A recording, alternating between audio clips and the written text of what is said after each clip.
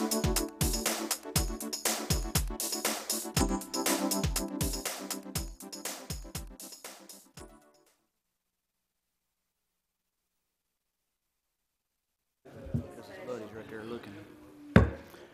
evening. Welcome to the Vergne Mayor and Aldermen Workshop.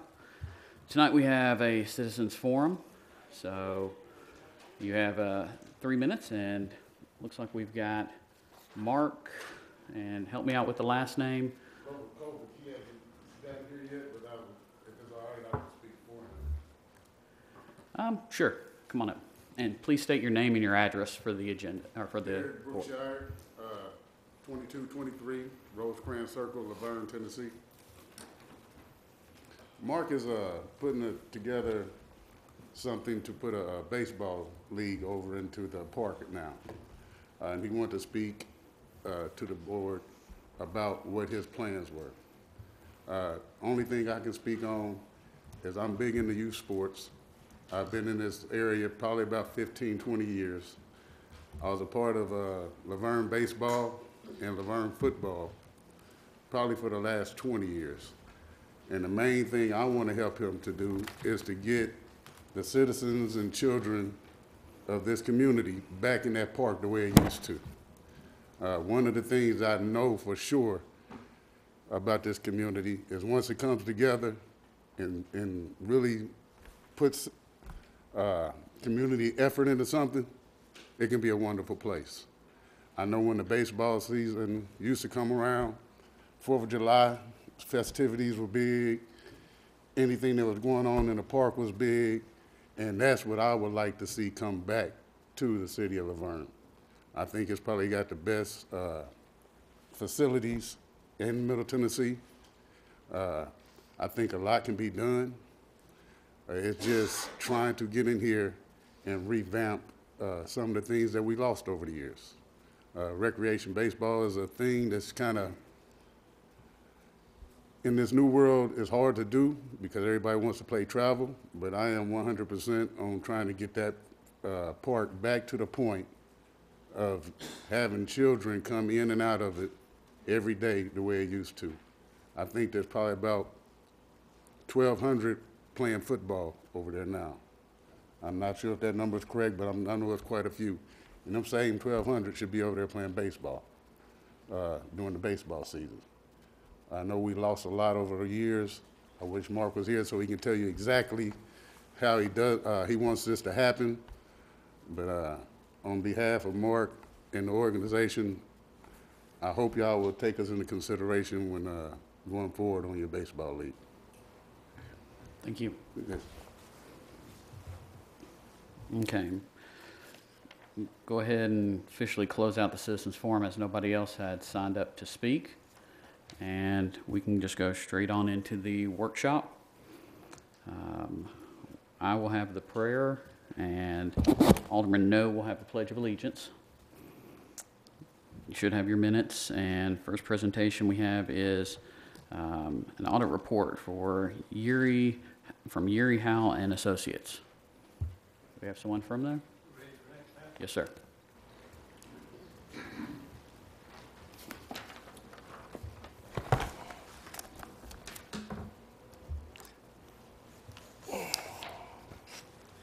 Mayor and Board, appreciate the opportunity to be here. I'm Greg Howell with Yuri Howell and Associates. I'm here to present the June 30th, 2018 audit report. Your audit did receive an unmodified opinion, which is the highest level of opinion. It means your financial statements are in conformance with generally accepted accounting principles.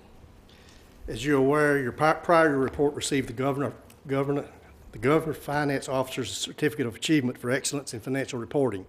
This means that your report meets the highest standards in reporting and you go far beyond the minimum in providing financial information to your citizens. This demonstrates the city's importance placed on good financial management. We believe this year's report continues to meet these high standards. I have prepared some graphs which summarizes some of the financial highlights for the year, and we'll take a look at these. The first one breaks down the revenues of the city. Local taxes make up about almost 70% of your revenues. That's made up of property taxes, business taxes, local option sales tax, beer and liquor tax, hotel tax, franchise taxes. Your intergovernmental revenues make up about 19%. That's primarily your state shared revenues and any federal and state grants that you may receive. Licenses and permits are about 7.8%. That's your building permits and other related mechanical and electrical permits. Fines and penalties, that's primarily your police fines, they're about 2%. Uses of property and money, about 0.5%. That's made up of your interest, rents, recreation fees, library fees, such as that. And then there are other is primarily contributions and miscellaneous revenues. That makes up about 0.6%. The next graph breaks down your expenditures into 3 categories.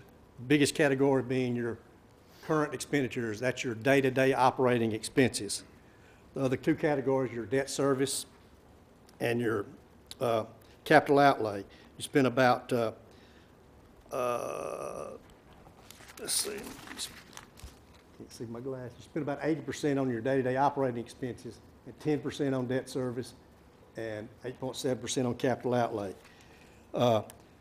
That's a pretty normal breakdown of capital outlay. Last year, it was a little different because you had a grant for your greenway, and that made your capital expenditures a lot higher, and you also refunded a bond, which made your debt service higher. This is a more normal breakdown of those expenditures. The next graph breaks down the expenditures, your day-to-day operating expenditures in your different departments. For public safety, it's about 57.5% of your total operating expenses go to public safety. About 20% goes to general government, about 11% to streets and stormwater, 3.5% to recreation, 3.7% to library, and 2.9% to health and welfare services, which are senior citizens and some other things such as that. The next graph breaks down the salaries. You spend about 68% of your salaries on public safety, 14.6% on general government, 8% on streets and stormwater, 2.7% on recreation, 3.5% library, and 2.5% health and welfare.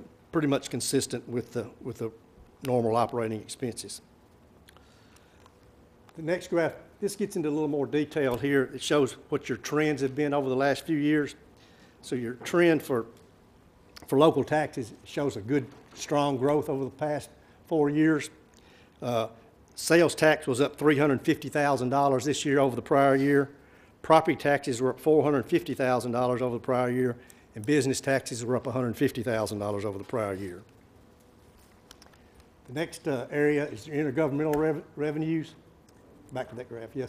It shows, as I mentioned before, there's less intergovernmental revenue this year than it was last year because of the grant for the Greenway. That was about $1.2 million for that Greenway grant back in 2017, and you didn't have that in 18. And that makes that explains the reduction in the intergovernmental revenues from last year to this year. Police fines in the next area, they were up about $30,000 over the prior year. Building and other permits were up about $85,000 over the prior year. I'm sorry, building permits were down about $85,000 from the prior year. 65 of it being building, $20,000 being mechanical and electrical and other type of permits. Back in 2017 is when a lot of your permits came in for the shopping center down here, and that really spiked 2017 revenues and showed being more than the 2018. All right, the next graph is the day-to-day operating expenses. The first area shows the red graph. It's up about $1,800,000 in operating expenses up this year from last year. The departments that were up were the police department, fire department, street and stormwater, library, and one department was down a little bit. The recreation department was down a little bit because of the way you chose to handle the concessions in 2018 as compared to 17. I'll give a little more detail on what the increases were in the next graph. But debt service is down due to the refunding in 2017 of the 2006 bond. By refunding that bond, you saved $136,000 over the life of the bond in debt service costs. And as I mentioned, capital outlays are down about $1.2 million because the Greenway grant that was partially funded by the grant. 2018, your capital outlay and debt service will be more normal. All right, the next graph shows the current expenditures, the day-to-day operating expenditures, which are current expenditures, and how they've changed over the last 4 years. As I mentioned, they were up $1,800,000 from what they were in 2017. The breakdown of those increases were general government was up about $600,000, and that's made up of several departments. Administration was up about $65,000. Treasury was up about $40,000. Engineering was up about $20,000. IT services was up about $90,000. Codes had the biggest increase. It was up about $265,000. And that was primarily because of the traffic study you had in place in 2018, as well as I think there were some new employees in that department as well. Also, building and grounds maintenance was up about $100,000 related to insurance increase and repairs and maintenance in grounds and maintenance. The police department was up about $650,000. That's primarily was in salary and benefits. Of that $650,000, about $590,000 was salary and benefits. Also, repairs and supplies were up some in that department. The fire department was up $360,000, primarily from salaries and benefits as well. $305,000 of the $360,000 was salaries and benefits, and the remainder being also repairs and supplies. Stormwater was up about $75,000. Recreation was down, as I mentioned, due to the change in the way the concessions were handled. And library was up $75,000, primarily due to salary and benefits as well. The next graph shows the salary trends. As I mentioned, public safety was the only area with a real significant increase. As I mentioned, the police salaries were up $590,000. That's salaries and benefits. Salaries was up $370,000, and benefits were up the remainder. The fire department, as I mentioned, was up. Salary and benefits were up $305,000. $180,000 of that was salaries, and the remainder being benefits. The other areas had various moderate increases and pretty consistent with the prior year. The next graph shows your medical insurance fund. This is how you pay for your insurance, health insurance benefits for your employees. The amounts that the employees and the departments was charged was about $75,000 less than what benefits you paid out. So your reserve in your insurance fund went down by about $75,000. Your reserve now is about $736,000 for medical benefits. This is still a respectable reserve. It's over 2 months of expenses that you have in reserves. The next graph is your water and sewer fund. The fund had a net operating profit of about $1.7 million after interest on your debt. This profit is needed to pay your debt service and fund growth and improvements. Of that $1.7 million profit, about $1.2 million went to pay off principal on your debt. The next page shows your debt service requirements. The red line being what you have your general bonded debt, and the green being your water and sewer debt.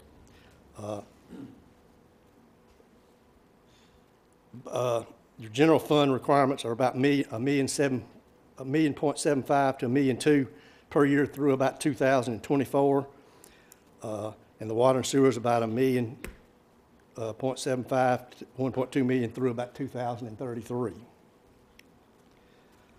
The next page shows your tax rates.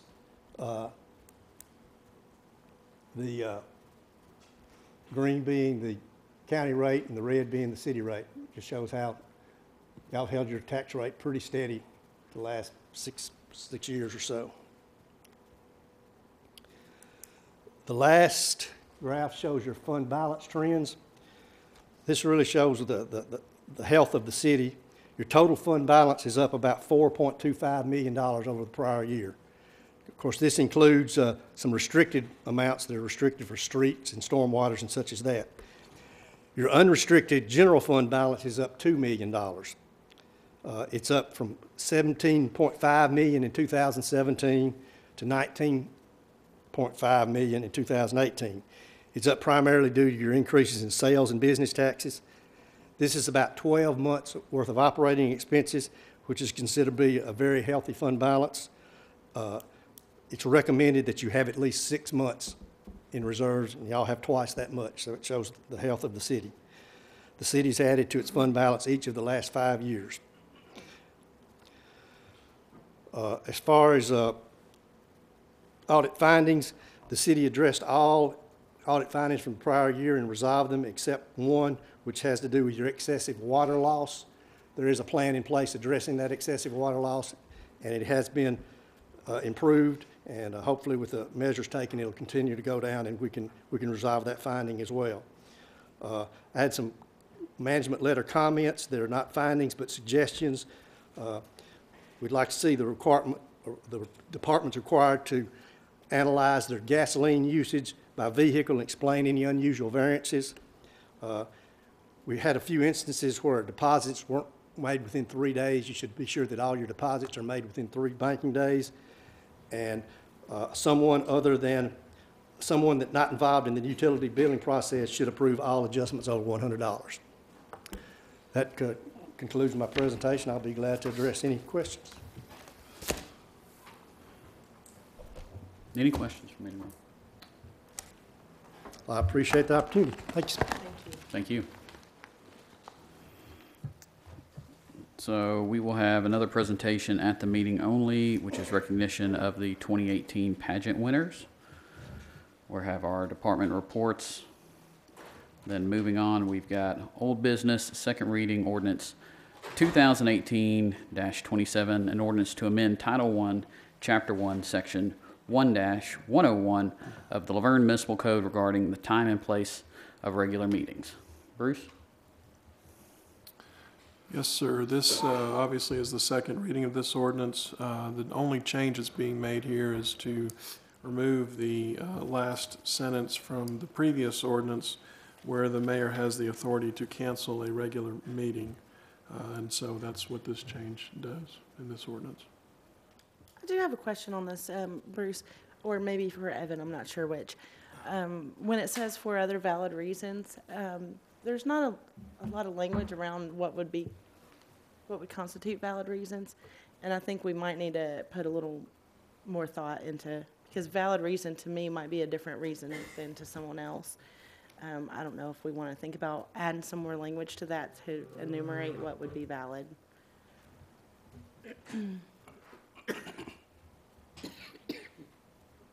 Yeah, I don't know of anything that defines what those valid reasons would be, so Yeah. we'd have to look into that. Any more questions? Okay, moving on. Second reading, 2018-28, an ordinance to amend Title 20, Chapter 2 of the Laverne Municipal Code by striking and repealing Section 20-209 entitled Park Activities Near Right-of-Ways, Access Roads, etc. in its entirety. And this is where from before it was basically an ordinance to handle anyone on those roadways, and we found it really as far as unenforceable unless there was someone sitting there all the time.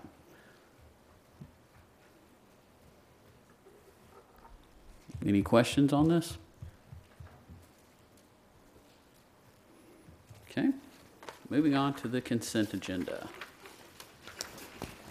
And we have a motion to approve or reject. The first one's bid for lighting and electrical work. Yes, sir. Thank y'all. Hope y'all had a good day. We had bids placed for our general electrical and lighting. The lighting is not for the interstates. This is for like parks, ballpark lighting, that kind of thing, and the general electrical. We had Boom Sign and Lighting and S&W Contracting, and after looking over them, David McGowan and myself think that Boom Sign and Lighting would be our best option. They are quite a bit cheaper for the city too, but we have worked with them in the past and never had a problem with them. Any questions? Any questions on that one? Okay, the next item is the police department roof replacement. I'm gonna have to say, I did a PO today to fix another leak. So, we really need to do this, and we've got several emails back from Baker Roofing where we asked for recommendations, because David or I, neither one had ever heard of them. And with that being said, there's no reason not to go with them. We found no reason not to. They had done Nissan, they've done several other places, and everything came back. I've got emails sitting here with my packet where they had been highly recommended. So with that being said, they can move on with the project pretty quickly, we think. So we would like that to be awarded to Baker Roofing it for $54,900. If you'll look at my list, it went all the way up to $111,000. When I opened that one, I almost stroked.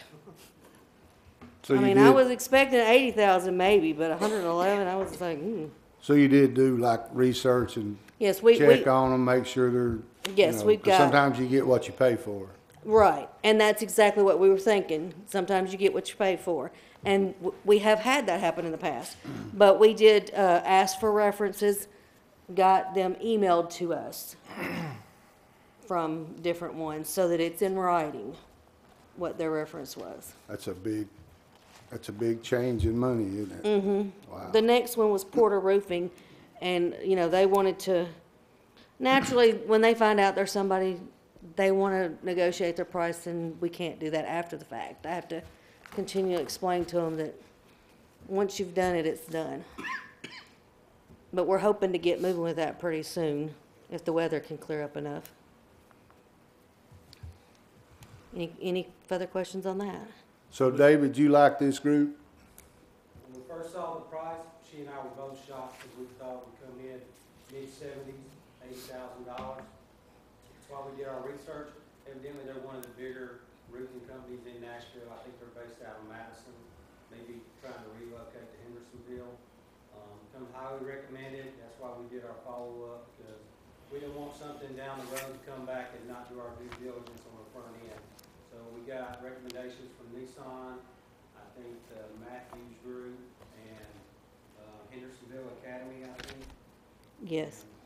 They all came back positive. These guys said they could get started, hopefully if this goes through within a month, and 2-week time frame, they'll commit and be done. And it needs to be done. There's so many leaks now, it's hard for us to keep tracking them down. And it's hard for us to pay a roofer to come out and patch an area. Is that's a complete tear off, new roof, Tear off everything? Everything. Wow, that's Taking the cheap. gravel off, city's gonna retain the gravel. That's bringing the insulation up to code. New roof, I think it's a 10-year warranty. 10-year warranty. 10-year labor and materials. So, yeah, it's a complete tear off of whole roof system. So, we're happy with it. We're happy with the price anyway. And like I said, they come highly recommended of what we can tell. They're ready to get on it. So,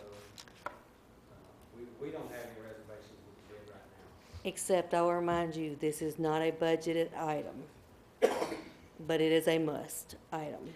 One way or another, we're paying for it, aren't we? Yeah. That's right. Exactly. I mean, we've already paid at least 2 or 3 times to patch the roof We in the need it. last year, We so. gotta have it. I'm just wanting to make sure that's out there too, so you're not shocked when there's any budget amendments for a roof. So Let you and Chief Walker agree it's needed, right? If I can speak from right here, or I'll come up there if you want me to. With the assets that are there, Yes, sir. it's very foolish if we don't. I actually seen buckets in your hallway. Yes, sir, and we've used umbrellas and raincoats and tarpaulins and everything. 2 years ago, when we had the ice damming, we actually had umbrellas, raincoats and tarpaulins over everything in the server room. Right, when we went in for the Christmas toys, they actually had buckets in the hallways and on tables, so I've seen them. I think the citizens would understand I've seen them. that. Can we take that bucket of water, Chief, up to Garland's place and water his plants up there, because they've kind of got some of their leaks patched up in their building, and They need to water their plants. We can do that, or we can pour it in a fire apparatus and save getting it out of a hydrant. Garland knows what I'm talking about. Okay, any further questions with that? Okay, then we had the HVA system at the library. That is another item that it was an original with the building. So it's, do you spend $2,000 or $3,000, $4,000, $5,000 now? And then when you go to cut the air on, your compressor may blow because it's 12, was it 12 or 16 years old? 15 years old. So it was one of those things that kind of just had to bite the bullet and do. And the total on that is 11.5? Yes. And that's not budgeted, right? No, sir. But sometimes we run across things like that with it we do not expect. That is why we have an HVA system. They come out and check it periodically, and that's when they found the issues. That's also why we have a healthy fund balance, just because it rains sometimes. It's always good to have a healthy fund balance so that when it rains, we have a bucket to catch it in. Okay, and the next thing on there is the GSA contract price for the police department's copy machine. I will say that this copy machine has been around a while, and they had to have it serviced, and so they approached me with it, and we are going to be saving approximately $175 a month by going to the newer machine. And usually after 3 to 5 years, the machines are pretty much done. And that's why we do the lease option and we don't buy any of the big ones. And I think that's all I've got on here for the moment. Any questions about a copier? We usually go with the GSA. We pay no toners, no color toner, no toners of any kind anymore with those. They handle all maintenance, right? Yes, they handle all maintenance and they provide all the toner. They made that agreement last year with us. So it saves us quite a bit of money. I can remember doing for Donna $800 POs for just one copier, the color, so. It's a good savings. Thank you, Felicia. So B, approve change order number 1 to the Fergus Road Drainage Basin Sewer System Rehabilitation Project. Good afternoon, Mayor and Board. Thank you for the opportunity to appear tonight. The City of Laverne contracted with SBW Constructors for the Fergus Road Drainage Basin Sewer Rehab, and we have run into an area that needs some concrete encasement. It was not one of our bid items. We have developed and executed on both behalf of the designer and the contractor change order 1 for your consideration for $4,650. Be happy to answer any questions that you all might have. Anyone have any questions? Where'd you run into the problem at? A sewer line that had concrete encasement on it Where at? over by Walmart, behind Walmart, off Fergus. Yeah, I know where Walmart is. It was just, our inspection had been done internally, and so when we dug the line up, it had concrete that needed to go back to protect it. How many change orders have been on this project? This is the first one. First. Any other questions? Thank you. Moving on to C, approve change order number 2 for the water treatment plant capital improvements project. Jamie? Good evening, Mayor, Vice Mayor, Alderman. This change order number 2 amends the existing construction contract between the city and WO contractors for the water treatment plant improvements project to account for the additional time and costs associated with the variances found in the field related to the combined filter effluent turbidimeter relocation that was discovered once they started on site. And then there were also some other items that have been discovered throughout the duration of this project that needed to be included. Those include the rebuild of the raw water intake pump number 2, That is a complete rebuild of the pump and motor on that, and cleaning of the raw water intake wet well, the installation and SCADA integration of a new chlorine analyzer, and there are a couple other items that are detailed in your packets. I can go into more detail if you have questions. This change order will add $105,851.05 and 40 calendar days to the existing project. The contractor has agreed to this change order, and we've both executed the cover sheet that will be in your packets for Tuesday. We recommend approval of this change order number 2. If you all have any questions, I'd be happy to answer them. I have a question on, what was the total, 100,000? It's $105,851.05. And in the original bid, a change order of that size we weren't able to look into the future of that and see. That's a pretty hefty change order. It is, yes, sir, you're right.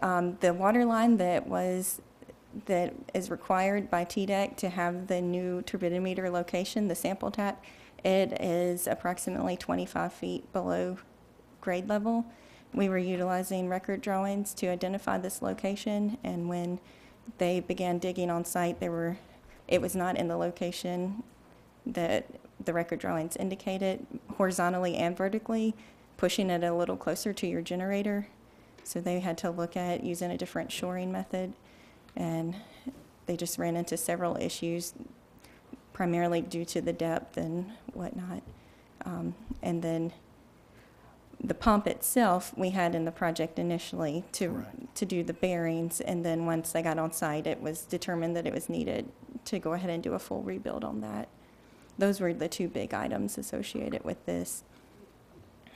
And also in a $1 million contract, $100,000 is 10%. So a lot of projects plan for a 20% contingency, just for those situations where you can't actually see what you're going to be working on in advance. And when I got the change order initially from the contractor for the relocation, it was $90,000 alone by itself, and I was able to work with him down to 37 on that portion.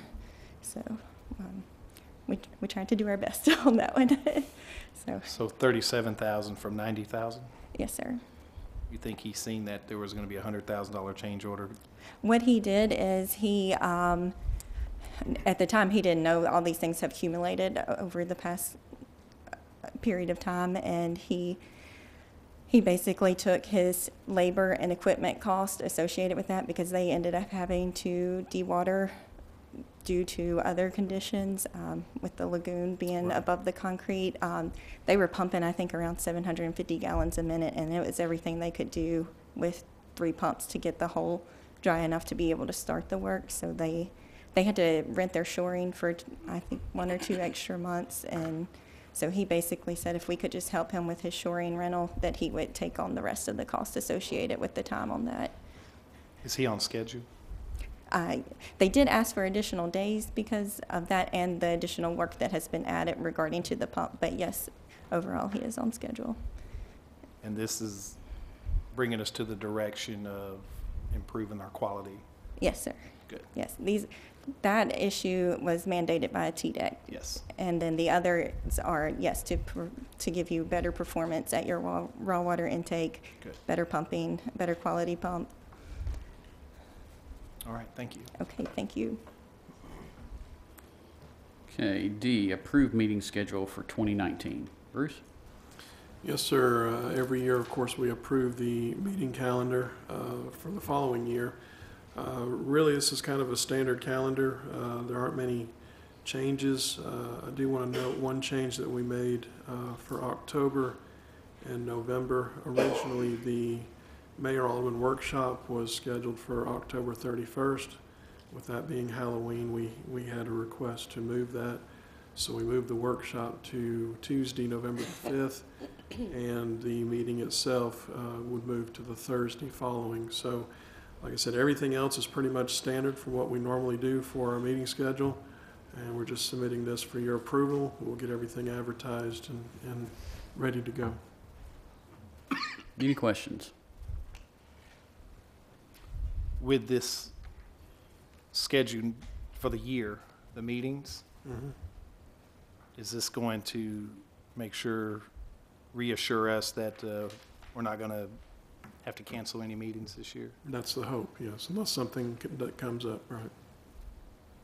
And this is something we typically do each year as well, is to determine the meeting schedules. Any other questions? Okay, moving on to E, approve application for a Firehouse Subs grant to purchase a rapid inflatable boat. Chief Clark. Yes, this is to apply for a swiftwater rescue boat, such as it's a rapid inflatable that would have a 30 horsepower, hopefully a 4-stroke motor on it. This will allow us to enter areas where downstream and move upstream versus what we currently have is a paddle raft like the Ocoee has. We utilize these type of watercrafts during swiftwater rescues.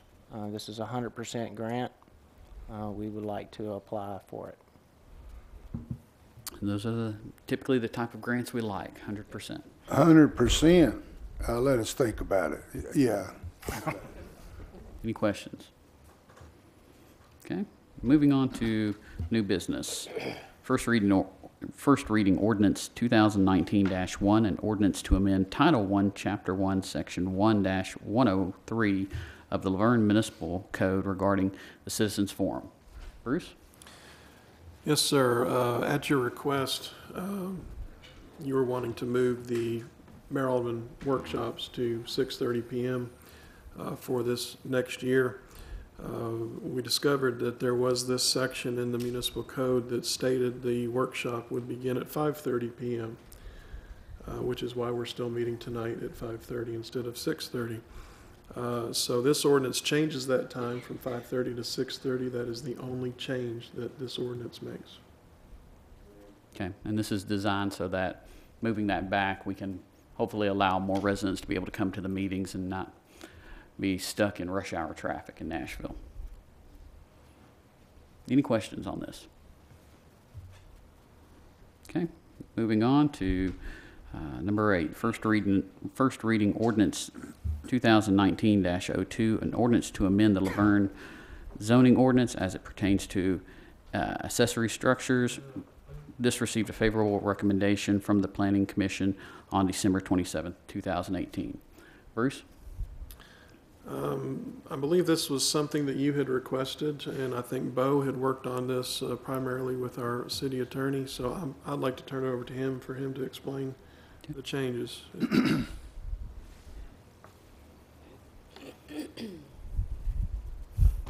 Good evening, Mayor and Alderman. I hope you had a happy new year. This ordinance, some of you all remember, was talked about at the Planning Commission. I think it was first introduced on November 27th. And then brought for a vote on December 27th. So basically, it increases the maximum for an accessory structure in a residentially zoned yard. It increases the maximum size to 1,500 square feet. Excuse me, the maximum currently is 1,500, increases it to 2,500 square feet. And that's only for properties 2 acres or more. Correct, that's right. And it's an aggregate amount. Yes, sir. All the buildings in total in the rear yard. Is there a specific property that causes this ordinance to be presented to the board today? I'm not aware of any. I know that's been discussed for a few months. So. I was watching the planning committee meeting, and it appears that there is a couple of properties, 1043 Waldron Road and another property by Rock Springs Elementary that's been discussed in the planning commission meeting on December 27th. Is this specifically for those 2 properties? I haven't been involved in that, so I don't know, ma'am. Are there any other properties you're aware of? No, and this wasn't designed for those properties. They were specifically mentioned in the meeting. That's why I just wanted to to make sure that we weren't creating ordinances just for particular plats of land and not for the greater good of all of Laverne. Any other questions? It looks to me from just from the outside looking in, this looks almost like it helps with quality building. Does that make sense? It looks like it's better quality building, you know, bigger homes, bigger lots, things like that. I'm not sure. It's certainly not my forte, but just glancing at it, that's kind of what it looks like. And I like the idea of quality building because I think any of us would agree we've got enough zero lot line type stuff. That's not a question, that's just a comment. Zero lot line wouldn't really apply to a 2 acre Well, plat. I don't mean zero lot line, I was being a little bit facetious. I'm just talking about a lot of our homes are just butted right up against each other and just piled in, you know. This zoning ordinance is not related to the homes at all, but it's related to the outstructures. Out structures. I like it. Any other discussion? Okay, thank you, Bo. Thank you. Number 9, motion to approve an engagement letter with Butler Snow LLP for Human Resources Consulting Services. Evan? Yes, sir. Mayor, as you know, I've been in touch with each one of you to discuss the need to retain the expertise of Ms. Kara Shea, who's an attorney in Nashville with Butler Snow, to review and draft certain employee policies, and this is her engagement letter. Okay. Any questions? Yes, I have some questions. So this would be on her, I guess, her rate schedule? This is the terms under which she would agree to work for the city. Okay. So that would include her rate schedule also. And with it being professional services, it doesn't need to be bid out or anything. So her focus will be what we're calling the flex time? Flex time is one of the issues, but generally speaking, she's going to review the entire employee policy to make recommendations if there are any changes or updates that need to be made.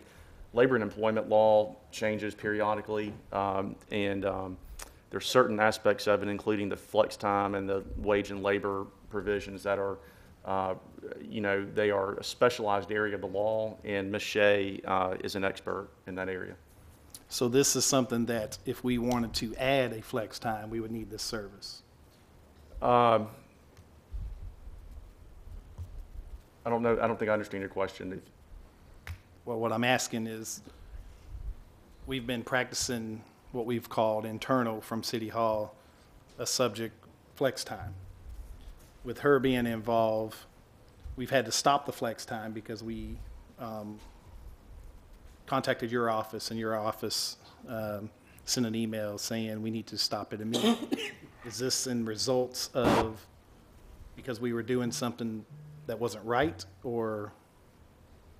Well, I don't know that I can comment on that. I'd have to defer to Ms. Shea to be able to tell you that. I know there's been a custom here, a policy about flex time, and I know that the best practice is to have a written policy, and so that's the reason why I recommend hiring Ms. Shea.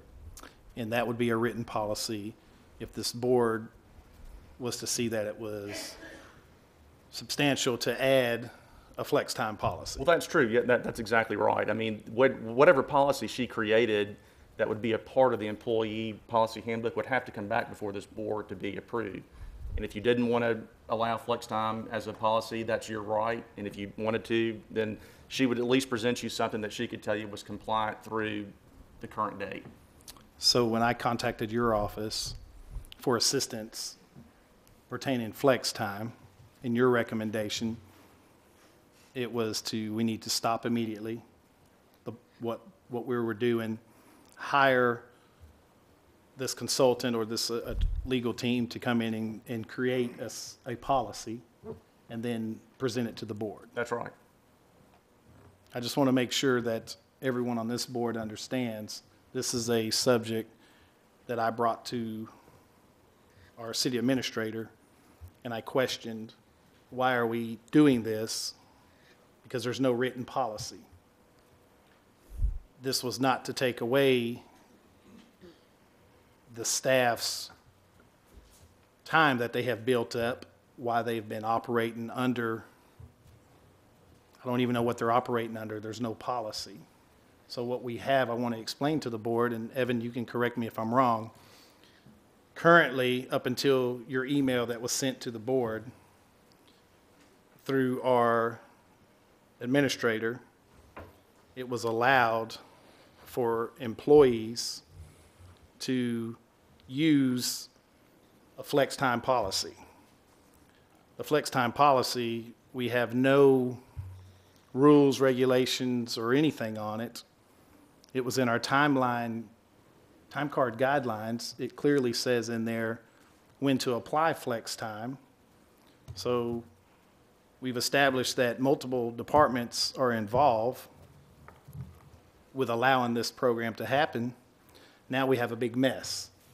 What we have now, we have several employees with hundreds of hours of flex time built up. They've contacted me and they've asked me, hey, what are we going to do with all of our time built up? Because our city administrator sent out an email per your request and the mayor to stop it.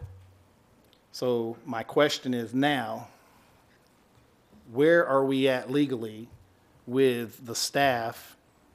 We have 260 employees. If we have 25% of these employees with flex time built up, where are we at with everything that happened prior to this policy? Because we have, you know, it could be $100,000 worth of labor sitting out there that we're going to be responsible for, or we're not going to be responsible for. And that's what I'm trying to learn.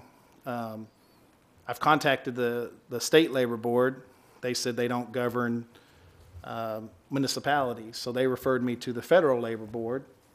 So the federal labor board, how there isn't an interpretation of the law as far as I can see, and with your assistance we can define this. If an employee, an hourly employee, works over 40 hours a week and there's no policy in place for flex time, the city's obligated to pay time and a half to that employee. Is that true or is it not true? Well, I mean, it sounds true, but I mean, this, as I mentioned to you in my email, this is a very complicated area of the law, and that's why I'm recommending hiring Ms. Shea, who is an expert in this field. I'm not an expert in labor and employment law, so I'm not going to comment on that. That's why I'm recommending that she be hired to do that. And she's just to clean up the mess. Well, those are your words. She's going to create the Vice Mayor. policy. I don't know, I mean. She's going to create the policy that we have to vote on. What I'm trying to establish, I'm struggling justifying how we have to hire somebody and pay them to help us through the process that my original complaint was wrong. And it took 6 weeks to stop it. So where I'm struggling is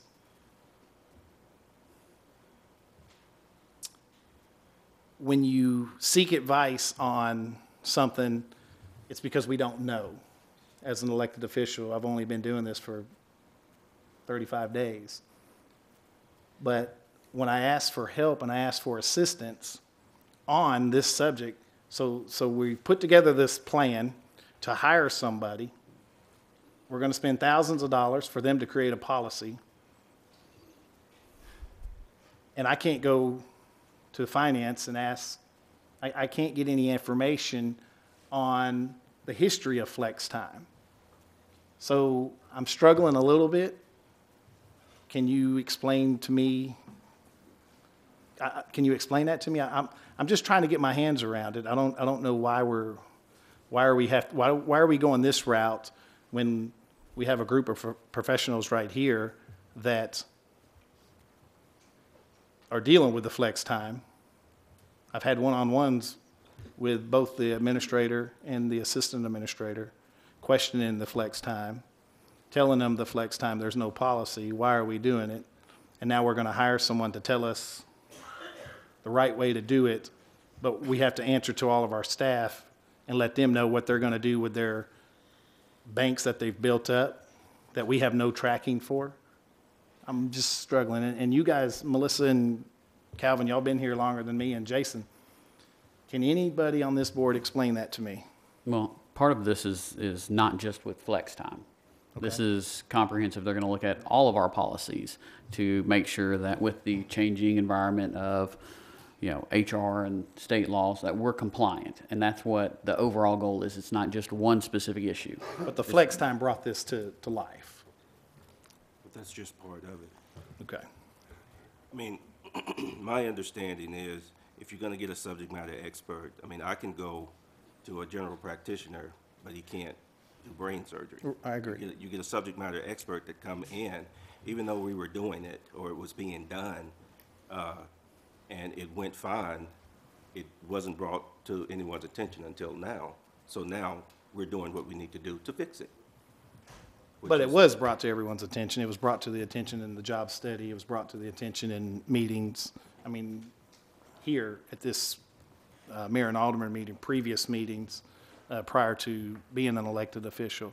So I just want to make sure that I understand this vote for this service is to create a program for us to look at. It's not something that we have to say we're going to agree to. No, and you don't even have to vote to hire her if you don't want to. I mean, that's totally, I mean, everybody's free to vote any way they want to, so nobody has to vote to hire her, and nobody, if she makes a proposal, what I would envision her doing, I can't speak for her, but what I would envision is she would come forward with a recommendation with respect to modifying different aspects of the employee manual based on her expertise and what she thinks may need to be tweaked.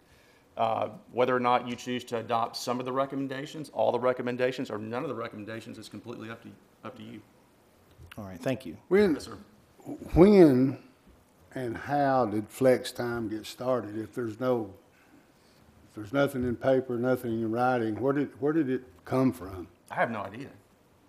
How long has it been going on? I have no idea. So we got a, I mean, you'd have to ask somebody who's, you know, been Bruce, involved you in it. know? Sir? Bruce, do you know? I don't know exactly when it started. I know it's been going on for quite some time, Like 4 years, 5, 10? probably more than 12 to 15 So would be my guess. So we've got something in the city that we don't have no writing or nothing on, but yet it's being used. being used. And it's been used in speaking to the staff. Some staff is eligible for it, some staff hasn't been eligible for it. And when I ask these questions, it's ruffled some feathers. And to make a right, you don't hide what was wrong. So we're going to make it right, but we're also going to establish where we went wrong. Because I don't think one person can sit and say, you're allowed flex time, you're not allowed flex time. I just feel that it's just not right. There's no, I don't even really have the correct words for it, but that's what's going on in our city. It looks to me like we're hiring or, you know, putting up on the board for a vote Tuesday for Butler Snow to investigate all employment policy matters and then present recommendations to the board, not just. But that's not right. I asked that question. It's not to investigate what we were doing. It's to help create a legally binding policy going forward. So we have two things. One is creating a policy that we can work with going forward according to today's laws, which are subject to change from time to time, but also, you know, they're in the result, you know, when this firm looks into all of our employment practices, there may be some things that we need to clean up from the past too. That would be two separate recommendations, I believe. So can we add that to this proposal, that they investigate how we were handling the flex time? Because I think that's number 10. No. Well, I don't think that's number 10. It's encompassed in number 9. They're handling all human resource policies. So that falls in it. Yes, the entire So thing. it's already encompassed in there because they're looking at the totality of it, not any one individual section. But it doesn't say in the proposal. I read the proposal thoroughly. It doesn't say that they're going to investigate. It just says they're going to create the policy. Right, so Kara Shea, this item we're on now, in her engagement letter is to review and draft employment policies. That's correct. The item number 10 is to investigate employee complaints. And to the extent there have been employee complaints, you mentioned, Mr. Vice Mayor, that employees were upset that they didn't know what was going to happen with their flex hour bank time or whatever it is that they have, or that some employee was upset because some people got flex time and others people didn't. Then, with those complaints, the next item on the agenda, if those complaints are filed, then they can be investigated. And that's in that proposal too? Well, Mr. Lee's here, he'll have to speak to that, but Yeah, we'll speak to him when he comes up. So I think we need to, before we put this to vote, we need to, if we're hiring one firm to do one thing, we need to add to this that they need to investigate what happened. Because we have referral after referral after referral that we need to create a flex time policy. Even the job study notified us, and, it's been brought up in several meetings. We didn't act on it as a city.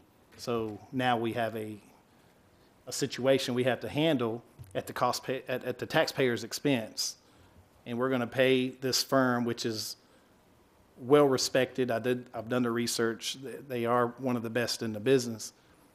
But we're spending money that it's a non-budgeted item, for one, to right a wrong.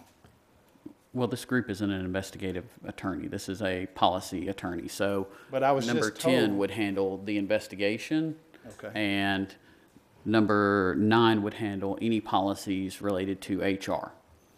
Mr. Vice Mayor, can you name the meetings? You keep claiming that there's meetings that's been discussed. Let's hear them. I'll tell you what, Jerry, is Jerry here? Jerry, can you come out? Evan, with the complaints that's been filed against me by Bruce Richardson, our city administrator, our assistant administrator, and our finance director, the formal complaints that they filed, are we allowed to engage with them during the official complaints? Well, I'm not going to comment on that. I don't think it's an appropriate forum to discuss those. Okay, so we need to put this off? Well, I can't tell anybody what to do. My advice is this is not an appropriate forum to discuss employment complaints. Okay. And I agree. All right, Jerry, sorry about that. So moving on to number 10, motion to approve an engagement letter with Frost Brown Todd LLC for investigation of employee complaints. Evan? So, Mayor, we've already touched on it. There have been complaints that have been filed, 4 total at this point, and the employment policy allows for the retention of an outside independent investigator. We had one employee specifically request outside investigation, and so Mr. Lee's firm, Mr. Lee's here, his firm has been retained to conduct the investigation. As additional complaints are made, then, he'll, I'm sure, be happy to investigate that, but he's here, so. Anyone have any questions for Mr. Lee? Yes, Mr. Lee, can you come to the podium?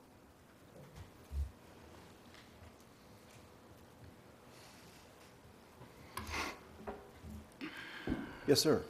Mr. Lee, will you explain to the board on the conversation that I was pulled out, the reason why I was late for our workshop meeting, because I was pulled out by our legal staff to have a one-on-one with you, explaining to me that our city administrator, our assistant city administrator, and our finance director have filed complaints against me.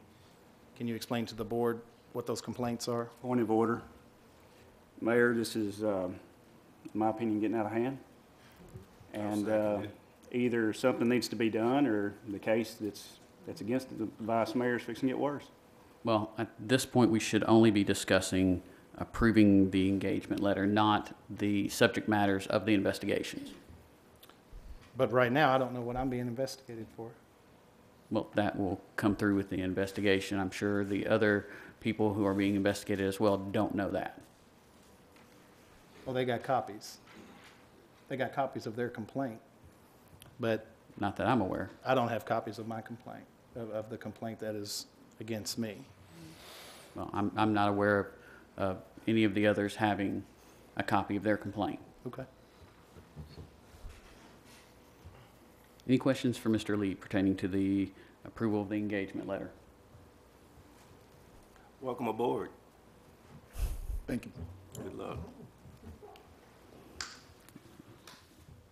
Moving on to number 11, Resolution 2019-1, a resolution of the City of Laverne Board of Mayor and Aldermen to declare property owned by the city to be surplus to the city's needs and directing disposal of the same.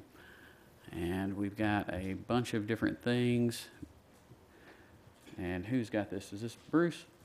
I can speak on it. There are several items in the Parks and Recreation Department that were submitted to be declared as surplus property, and this is what is on this list. Anyone have any questions? Okay. Moving on to number 12, motion to approve a proposal for the operation of the youth baseball and softball leagues. This did receive a favorable recommendation from the Parks and Rec Advisory Committee on January 2nd, 2019. Alicia, AC? Yeah, we're gonna tag team, Okay. Best we can, best we can. yeah. We had a Parks Advisory Committee meeting. If you'll see the memo, we went one by one, and everyone was in favor of awarding this to the strikers. Some of the staff have a little bit of an issue or have concerns with T-ball and coach pitch if we want to go to 18 games for those little fellas, because I know when my kids were in that age, they played more in the dirt than they did the game. So I'm a little bit, I mean, you know, they lose interest, so I don't know if 18 games is enough, but it might be too many. Yeah. But the thought is if you accept the recommendation to go with the strikers, AC will work with the user agreement. If the user agreement can be amicably worked out, I like to use that word. Then we would move forward with the strikers. If it cannot be amicably worked out, then we would revert back to Middle Tennessee Youth. And I'm going to, honestly, there was, the main reason I think everybody on that board felt like that the strikers were already organized. They had everything already in place. A lot of our children are with them in Smyrna and surrounding areas, and they were just trying to bring them back. Could the number of games be worked out before we get to the board meeting next week?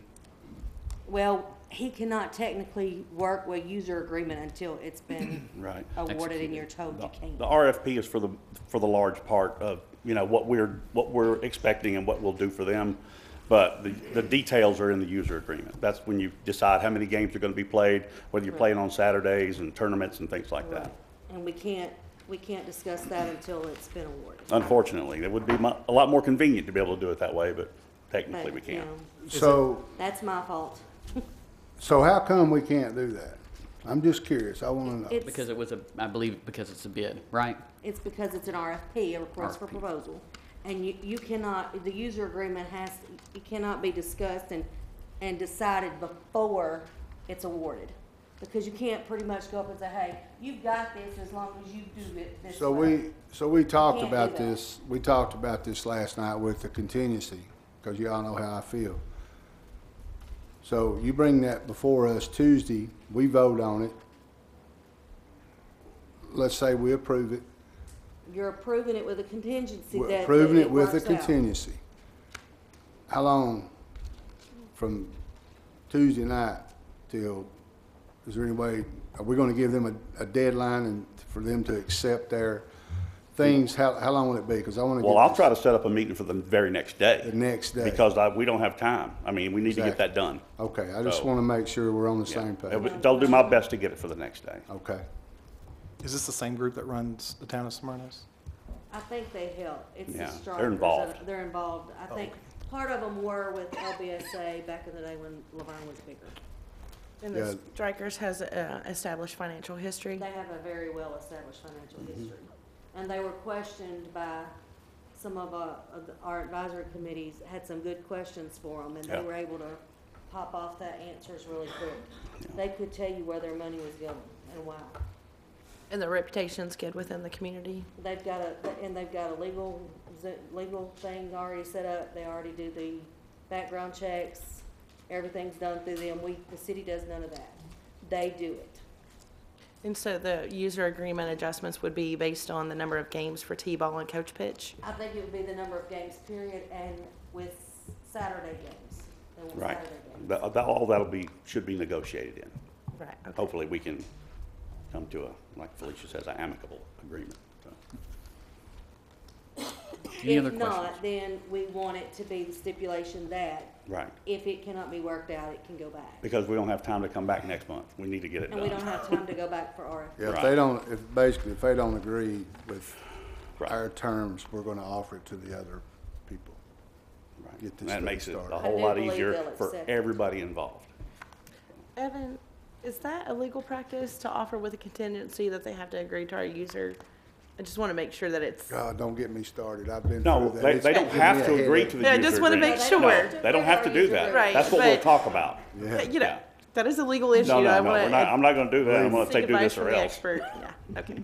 And I want to make sure the board understands that they are financially sound to the point that they're willing to pay in January before they start playing in July, in the spring. That's Nice. impressive. Nice. Any other questions? Okay, thank you both. Moving on to items 13, we've got motion to appoint or remove board or committee members. And first one we've got is Laverne Housing Authority. One term expired, that's AC Puckett. Bruce, have you been able to reach him at all? No, sir, we have not been able to get in contact with them. Basically, we only have two options at this point. We either can remove him from the housing authority or continue to try and make contact with him. So that's a decision that this board would need to make. Have we had anyone apply for that position? Not at this time. Okay. Moving on to B, Local Emergency Planning Committee. We've got one term vacant, and we have 5 terms that expired on 12/31. Bruce? Yes, sir. The one vacancy is on the fire department because they have 2 positions that are allocated for this committee. Now that we have a new chief, I'm sure that we will have a recommendation for the second member for that committee at the next meeting. The other 5 members, 2 of them are from the rescue squad. One is the water treatment plant, one is the stormwater, and then Chief Walker from the police department. And staff would recommend that all of these individuals be reappointed. We did make contact with the 2 representatives from the rescue unit, and they do want to stay on this committee, and hopefully they'll be able to attend. Our ordinance does allow for each agency to send someone in their place if the appointed member is not able to attend. So hopefully we can have somebody that will be at these meetings in the future. So our recommendation would be to reappoint those 5. Okay. Moving on to C, Senior Citizens Advisory Committee. We've got 1 term is vacant, and we've got 2 terms expiring, or having already expired. Yes, sir. The one vacancy is from Gwendolyn Davis, who resigned several months ago. We have received 3 applications for that. Catherine Church, Carol Haas, and Isabella Williams. Also, the 2 terms that ended at the end of December for Marshall Anthony and James Mosley, and they both would like to remain on this committee. Okay, Can I talk about this for a second or ask a question? Or absolutely, do I need to wait? absolutely. So, me and AC talked today, and we've got a couple of people on this committee who has not been there for a minute. One of them is extremely sick, and I'm sure she won't be back. we've got some really good applicants. We've got 3 here. I happen to know of one more that will probably come up again before, I don't know, but what do we need to do to remove those members? Do you need to try to get in touch with them first, or? Typically, that's what we try to do, to see if they want to stay on the committee or if they want to come off. And if I remember correctly how the ordinance is written, it does allow for the chairman of this committee and the department head to make a recommendation to remove members that are not attending like they should. But usually we would try to reach out to those members first to see if there's an issue as far as why they can't attend or whatnot before we go to that next step. Would that be me and AC, or? Yes, it would be. And if we make a concerted effort between now and Tuesday to do that, we can vote on that Tuesday night? Well, we've not advertised that we're Have to going to advertise. remove members. Okay. So it would be best if we waited till the following month and try to get that on the Okay. agenda for the following month to remove those members. Yeah, I want to do it right. Lord knows I'm learning about that. Okay, moving on to D, Stormwater Appeals and Advisory Board. We've got 1 term is vacant. We've got 2 terms expired on the 31st. Bruce?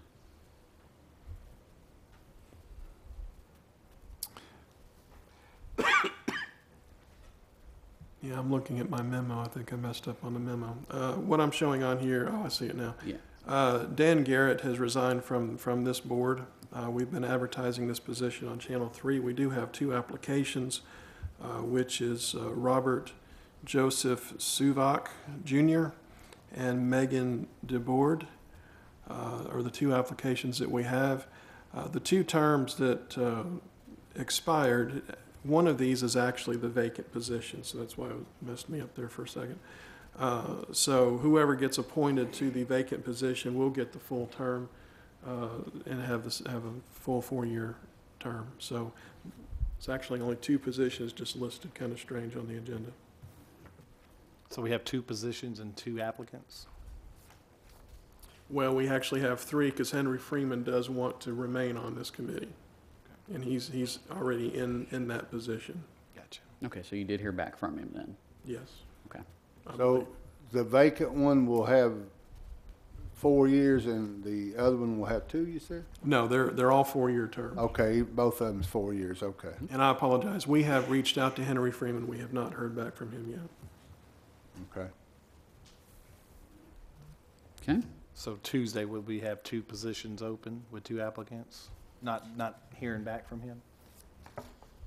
Well, hopefully we'll hear back. But if we don't, it's up to this board if you want to appoint 2 members or if you want to keep Mr. Freeman on, and we continue to contact him. Okay, moving on to E, Planning Commission. We've got 1 term vacant. Bruce? Yes, sir. Sina Mosley has resigned from this board. We do have 1 application for this position, and this is an appointment that the mayor makes. It does not require any action from the city council. The current applicant that we have is Aaron Holliday. Okay. Moving on to Beer Board. We've got 2 terms expired on the 31st. Yes, sir. The terms for Raymond Healy and Isabella Williams expired at the end of December. We have made contact with both of them, and they would like to remain on this board. Okay. And moving on to Greenway Advisory Committee, we've got 1 term that expired. Yes, sir. The term for Melissa Joyner expired at the end of December. She was just appointed to this committee at the November meeting, and I don't believe they've even had a meeting since that time. But we do have a total of 3 applications, if you count Ms. Joyner. The other applications are from Mary Jane Skinner and Jim Hessman. Okay. So Melissa has the option to stay? Well, with her just being appointed, I'm sure she would want Okay, to stay. I just want to make sure. Right. We haven't even had time to have a meeting yet. Okay. I think she was appointed at our last meeting, right? Right. Yes. Moving on to H, Historical Preservation Advisory Committee. We've got one term that expired. Yes, sir. The term for Gloria Victory expired at the end of December. We did hear back from her today, I believe, and she does want to stay on this committee. I will double check with that and change the memo for Tuesday's meeting. Okay, and nobody's applied for that as well? Do not have any other applications, no, sir. Okay. So we've got the library board. We've got two terms expiring, or having already expired. Bruce? Yes, sir. There's, the two terms are for Calvin Jones and for Glenn Green.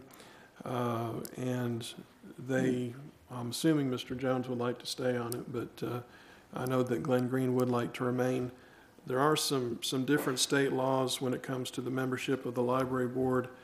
First of all, which different than most of our boards and committees, the terms are only for 3 years, and there are limits, term limits for library boards. Alderman Jones was appointed last month, and since he did replace an existing term, he can be appointed for 2 more times. Glenn Green was previously appointed, so he can only be appointed for 1 more term. It's kind of strange how it works, but that's where we're at. So both of these members should probably be reappointed. Okay, moving on to Parks and Recreation Advisory Committee.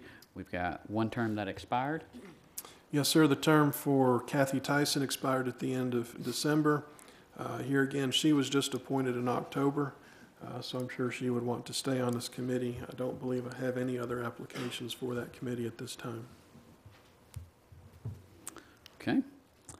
Moving on to number 14, discussion Motorola project in connection, or to connect radio system to the Tennessee Advanced Communication Network. Chief Walker? Welcome, sir.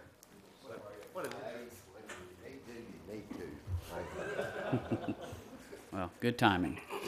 Good timing. I was trying to get back in. I apologize. Motorola came to us at our request. They showed up last fall,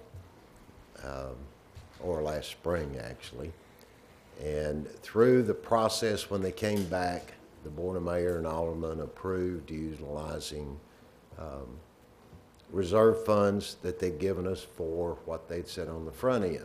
It would take us to move to Tacking. $1,042,000 and some odd dollars were budgeted. And unfortunately, when Motorola came and did a walk around, they went to Station 3 here at the police department and then other areas of the city looking. They came back with a proposal that they were going to use a certain old cell tower that didn't belong to the city. And then when we said, no, you can't use that, when they came back to look at it, they realized it was crumbling, so that tower is not available. It's not ours to begin with. They went on their own to do that and made a proposal. And when it came back, it had jumped about another $160,000 or so dollars. So we told them they needed to come lick that calf over, and they did. Now, we have a copy of a proposal from them of a statement of work to place a facility here at the police department instead of behind Station 3. It would require the building of a 100-foot tower, which will be a monopole, just one pole, directly behind the police department, right outside the equipment, electrical, and server room, which is where all of the back-end equipment for our radio communications are housed. And one of the things we had already had to do was look at replacing some radios initially that the group thought was going to be supported, and they weren't. By the time about the time we got up and running good, we were going to have to replace radios. So we added in some replacement radios. And when they came back with this part, the email that I received today has a guesstimate, and it's from Kate Stillwell, who is on the customer support side, not the engineering side.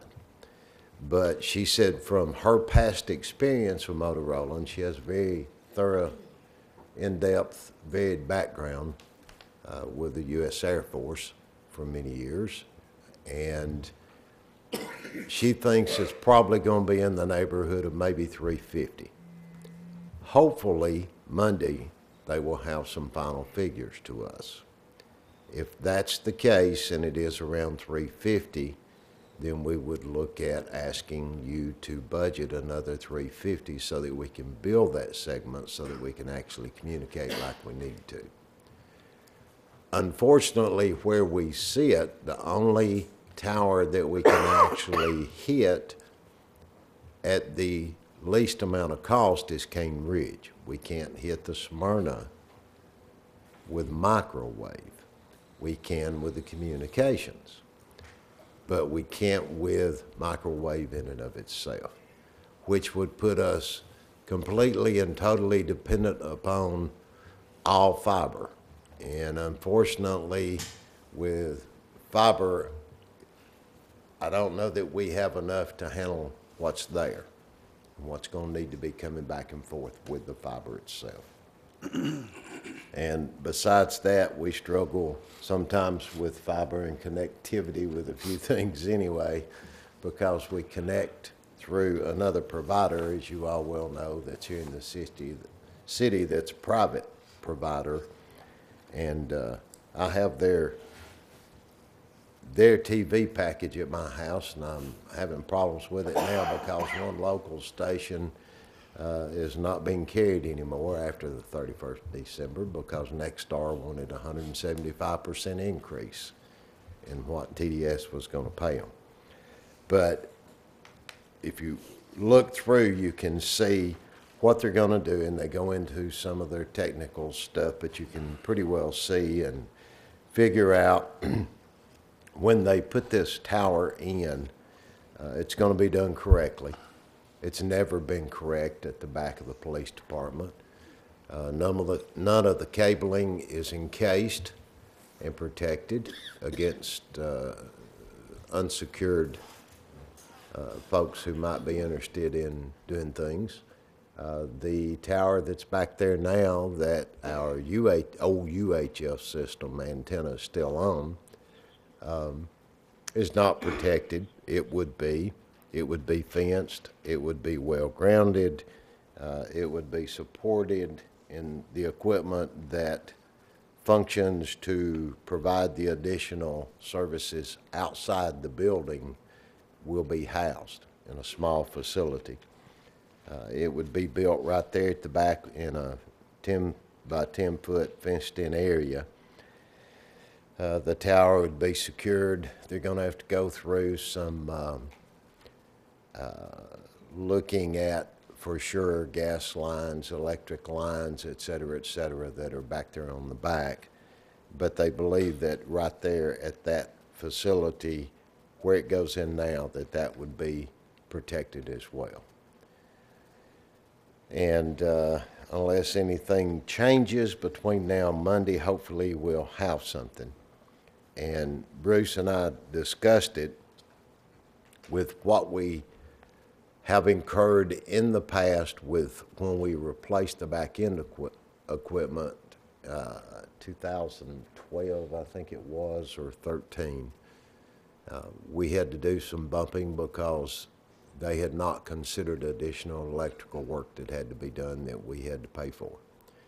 So I would recommend, if they say it's going to be $350, that we look at it at least 10% additional, just in case.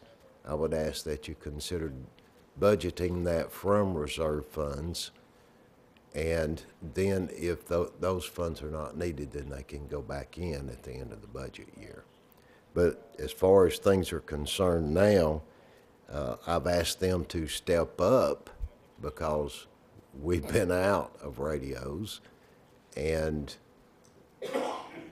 the replacement radios have been asked to be stepped up, bumped up, go ahead and get those started into the process because money's budgeted for them this fiscal year. So they're in the process of getting all of those items ordered for us so we ensure we have enough. And enough of the good radios that can be programmed, because some of the older ones can't be. And that's an issue overall. Yes. Has anyone contacted the Smart Airport to make sure that we have clearance to? That's their Something their responsibility. engineers They will handle. look at all, it won't be the airport, it'll be the FAA itself. And they will look at the flight path, et cetera. The 100-foot tower with the stick antenna on it should not be an issue. It should be under the threshold for us. But that's going to be FFA and not just the airport. So yes, they're handling that. That's built in here for them to do all of the checking with FAA, et cetera, et cetera. And that's the reason that we're not actually looking at Station 3, because it's a lot closer to the airport than this facility is. Phyllis, this is a request for $350,000 to $400,000. Do we have, what budget would that come from, and how would we fund that? It would come from the general fund reserves, from fund balance. And is there sufficient funds to do so without a bond? Yes.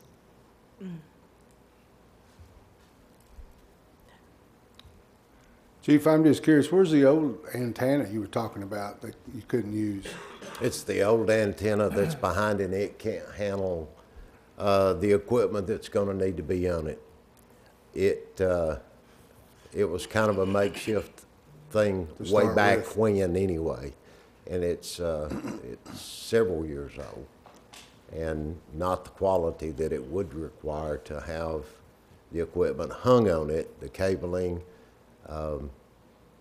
They were looking at a 6-foot microwave dish to go on that old cell tower over there. And they thought they could do it. It looked like they could hit King Ridge from there. But we were going to have to do a lot of things landline from here to Station 3. And in order to cut that part out so that you have some pretty secure transmission capabilities from one location instead of it going through a bunch of hoops. That streamlines it even more, and that's the reason we're going to have it. We can't use the one that's there. And Chief, at the longevity of this expands for what? I mean, how long will this take us to the next level? I couldn't tell you for sure because technology is changing so much, but I can tell you I have an iPad that was given to me in 2012 when my oldest son deployed to Afghanistan, and I've had it 6 years and it's still operating just fine. That's right. But and I've seen people with old cell phones operating technology. It depends on what changes as far as technology is concerned for this equipment in today's land mobile radio voice communications. This is state of the art today. My guess is we're looking at least 10 or 15 years down the road, maybe. Right. But I Yeah, can't, you can't predict I that. can't guarantee you. As the Laverne Chief of Police, this new system, will it save lives? It officer will lives? save lives, and in the long run, it was going to save us money because of what we're paying Metro. We're being supplied the infrastructure by Metro, and we're paying them 70, 80 a year now just for access. And that doesn't count our other service contract through Motorola, et cetera. TACN is the statewide interoperable network, Tennessee Advanced Communications Network, that before I retired from my former employer, I was in the middle and then very involved, and even went back after I retired speaking to various groups with the state legislature about the statewide network. THP's on it, it's working great. It is an interoperable network. When our people went to MTSU, October of 17, on an event that was held over there, no, last year, in an event that was held over there that moved from Shelbyville, we were on an island. We were sitting at MTSU with Middle Tennessee State University radios that could be programmed, and we could talk to other groups simply because MTSU was part of that backbone that was built out early on, and TACN utilizes part of theirs as part of the statewide TACN network.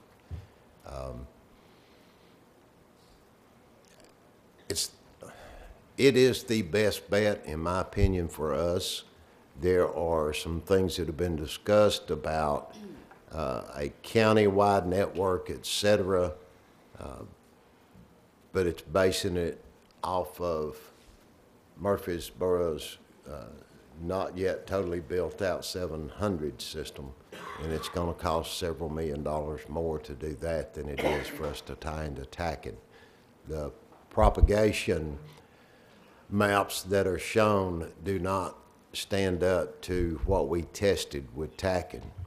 We used our portable radios, and I'll give you one example. At that time, we had Smyrna, Cane Ridge, and Tiger Hill. Tiger Hill's down off 231, and is part of that network. And Sergeant Eubank was on his way over into Cannon County with a handheld. I was almost to Beech Grove on a handheld, and we talked to each other. So the problem at, when you get back in Pool Knobs area, not being able to talk on your radio, that should be solved? Not necessarily, because you're back there with water. With And the that is ravine and the one water, yeah. inherent problem with 700 and 800 both. Okay. 700 tends to give you a little bit better in building, but fire and police here in Laverne used handhelds, and we tested all over the city. Okay. There was, the in-building is probably as good, and at that time we were hitting a little bit of Smyrna, but mostly Cane Ridge, and we had very good coverage in most areas, better than we have with Metro in some spots. But I don't know that Pool Knob is going to be good unless we have a different tower potentially closer. In that area? Yes. That seems to be the But problem. we'll be utilizing that smart, and that's handheld. Mobile, we haven't tested. Mobile will be even better than the handheld. Right now, if you leave here and transport to Rutherford County, can you communicate? Yes, we'll be able to communicate all the way over there. Can you do that currently? With a mobile, yes, we Okay. can now. But with a handheld, it gets very spotty if it's on your side in a vehicle. About the time you get to Almaville, you start getting spotty coverage there. So unless the officer's in the car, he really doesn't have a lot of radio protection? No, in some instances, yes. Okay. All right, thank you. Not in all, but we will have that Smyrna right there on the interstate where the water tank is, close to, well, it's between what, Rocky Fork and Sam Ridley. They're next to the interstate, the water tank there, the towers you see are TACN. And you recommend this? Yes, sir, I do. And in So- the long run, I think it's gonna save us Chief, money. you said that we had to pay Metro $70,000 to $80,000. Is that what you said? We've been on their, Laverne has been on their infrastructure since 2010 Will this, or 2019. does this do away with that, or does it cut it down, or? No, we're not on, once we go attacking, we won't be on Metro's network, on their infrastructure. We'll be on the statewide interoperable network. And what's that cost us? $200 a year per radio. So you're asking for $350,000 and we're going to alleviate $70,000 right off the bat? Is that? Once we switch over, we will be. We'll still be paying $200 per radio, but that's a whole lot less than what we're paying for Metro infrastructure. And we can't control anything. They control it all. It's like a cell phone bill almost. Yeah. Yes. And you know how to use an iPad since 2012. I'm impressed. I tweet too. Can you tweet? I tweet. He tweets a lot. Thank you, Chief. Thank you all. Moving on to item 15, discussion traffic light situation at Waldron Road and Charter Place intersection. Vice Mayor Church. Yes, earlier in December, we received an email from a citizen, Doug Beam, and he's got some concerns. Of course, I'm not a traffic expert, but I'm sure if you live in Laverne and you've gone out Waldron Road to Charter Place, it's very hectic. I'm sure you're familiar with that light. You probably sit in it every day. I don't know what we can do about it. I know the growth of our city is heading that direction.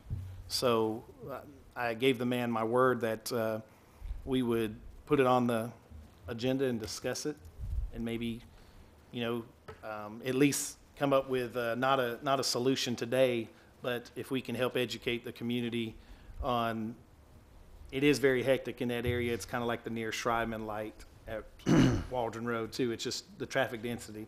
But the complaints from that area we're getting is pretty much everybody that lives past the three-way stop. And I went out there and sat an hour with one of the gentlemen that were complaining. We sat in the dollar store parking lot, and when the light backs up, it backs all the way up to the three-way stop during rush hour. And then it backs up from the exit where you're getting off the interstate. So it's very congestive. And I don't know that this board can even make any improvements, but maybe Garland, I'm sure you know the people that deal with that on a daily basis. It's really crazy. I didn't realize how terrible it was until this gentleman sent the email. And that's just part of the responsibility of being an elected official. When someone contacts you, you exercise their voice, and if we can come up with solutions.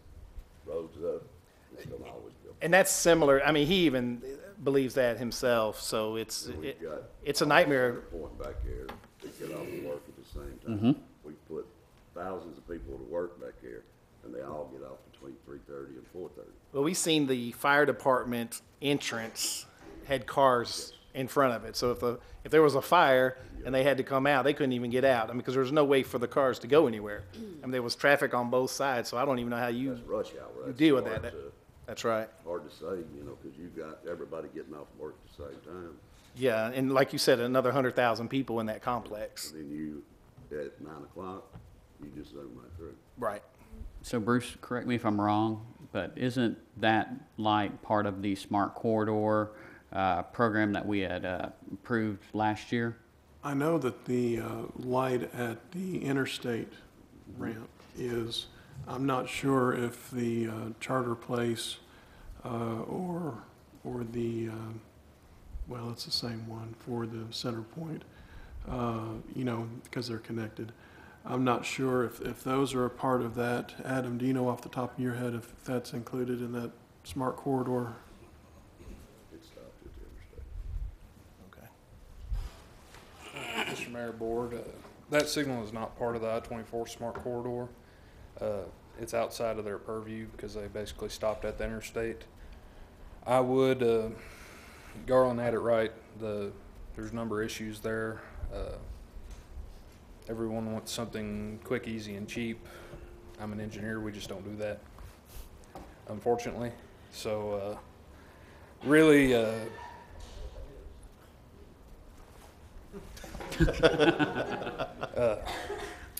what we do have is our master transportation plan for 2040. I believe Vice Mayor Church was there. Mayor Cole was there when that was, we were going through our public comment period. We have not yet approved that, but one of the recommendations was the eventual widening of Waldron Road toward the south. Additionally, the realignment of Charter Place with Center Point, making that a four-way intersection.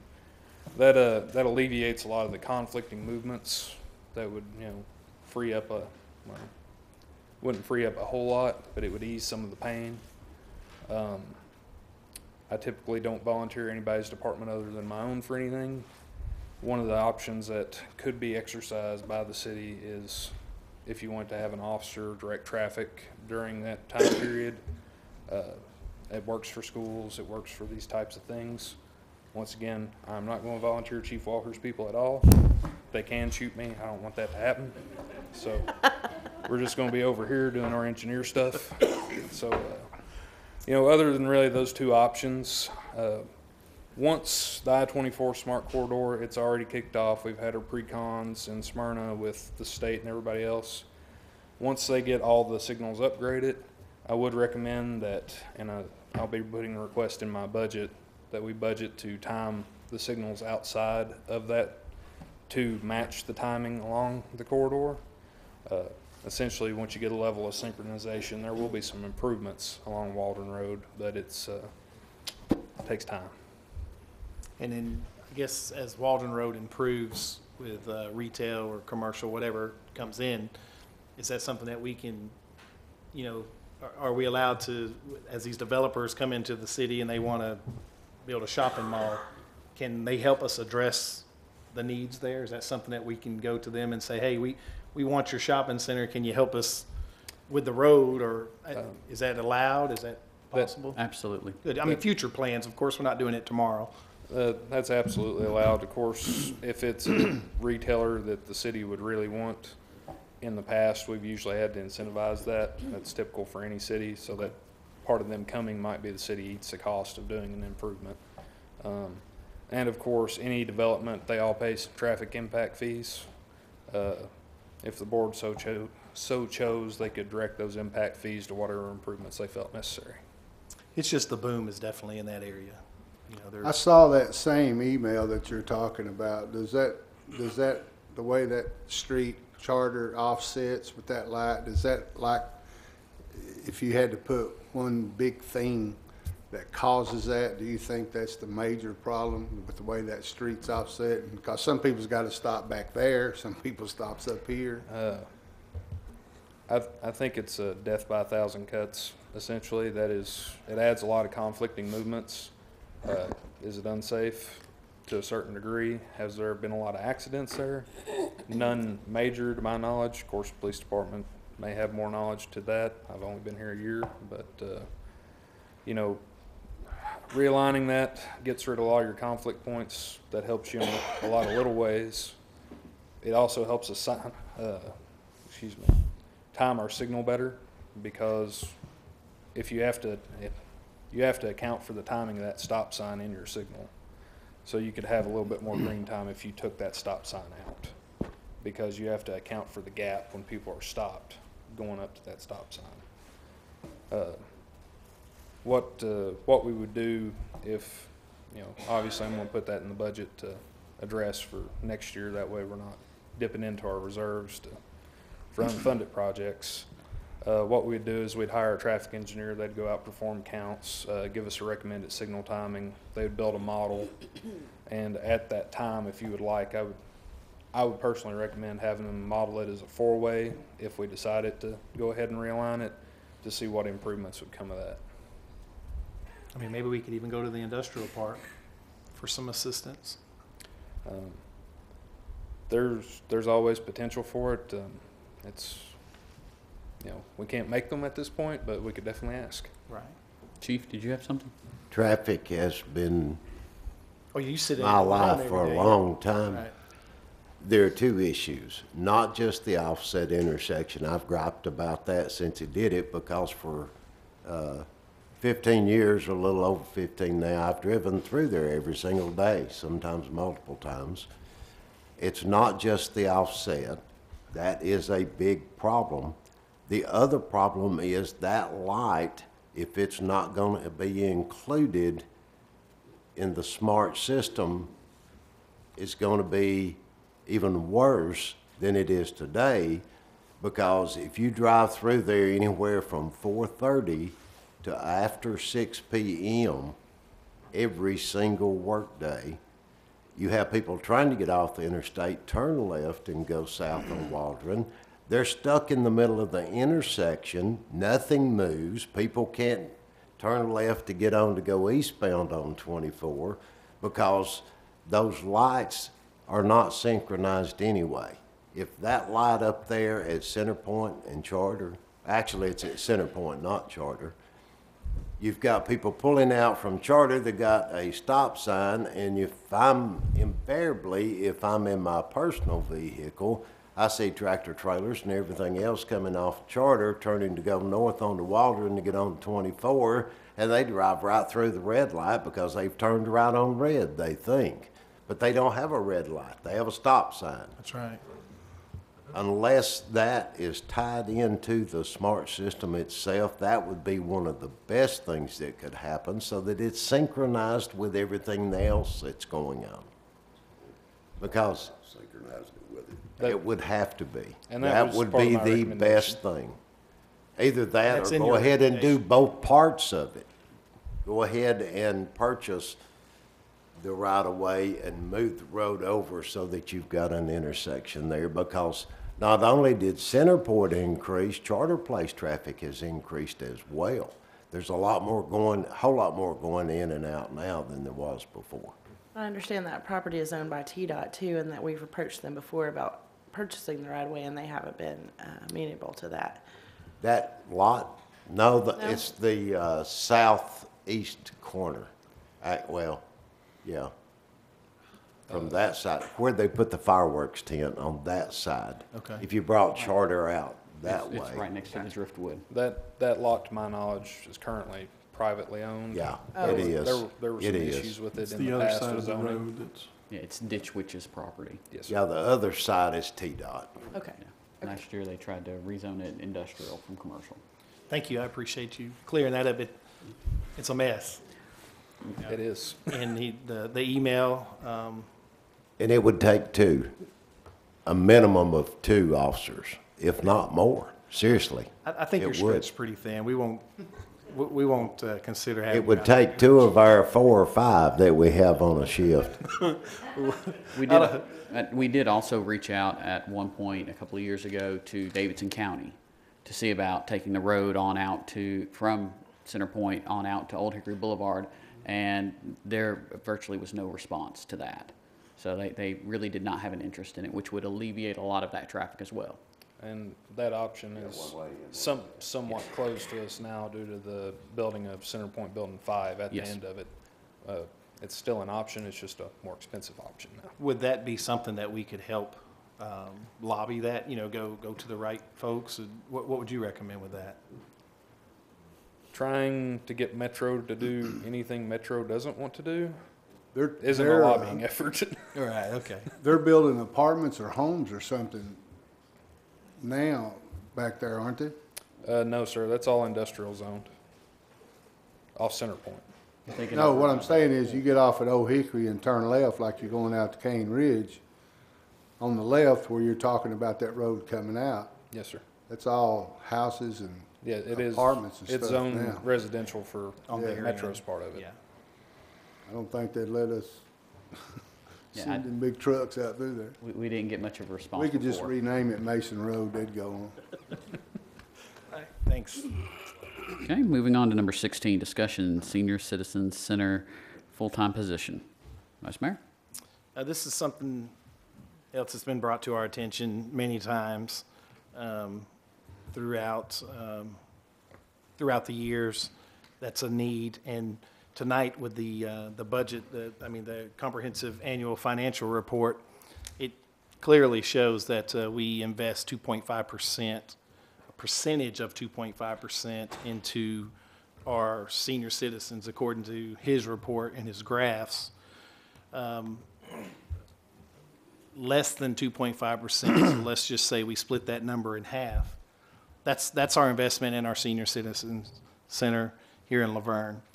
And there's going to come a time that everybody in this room is going to become a senior citizen.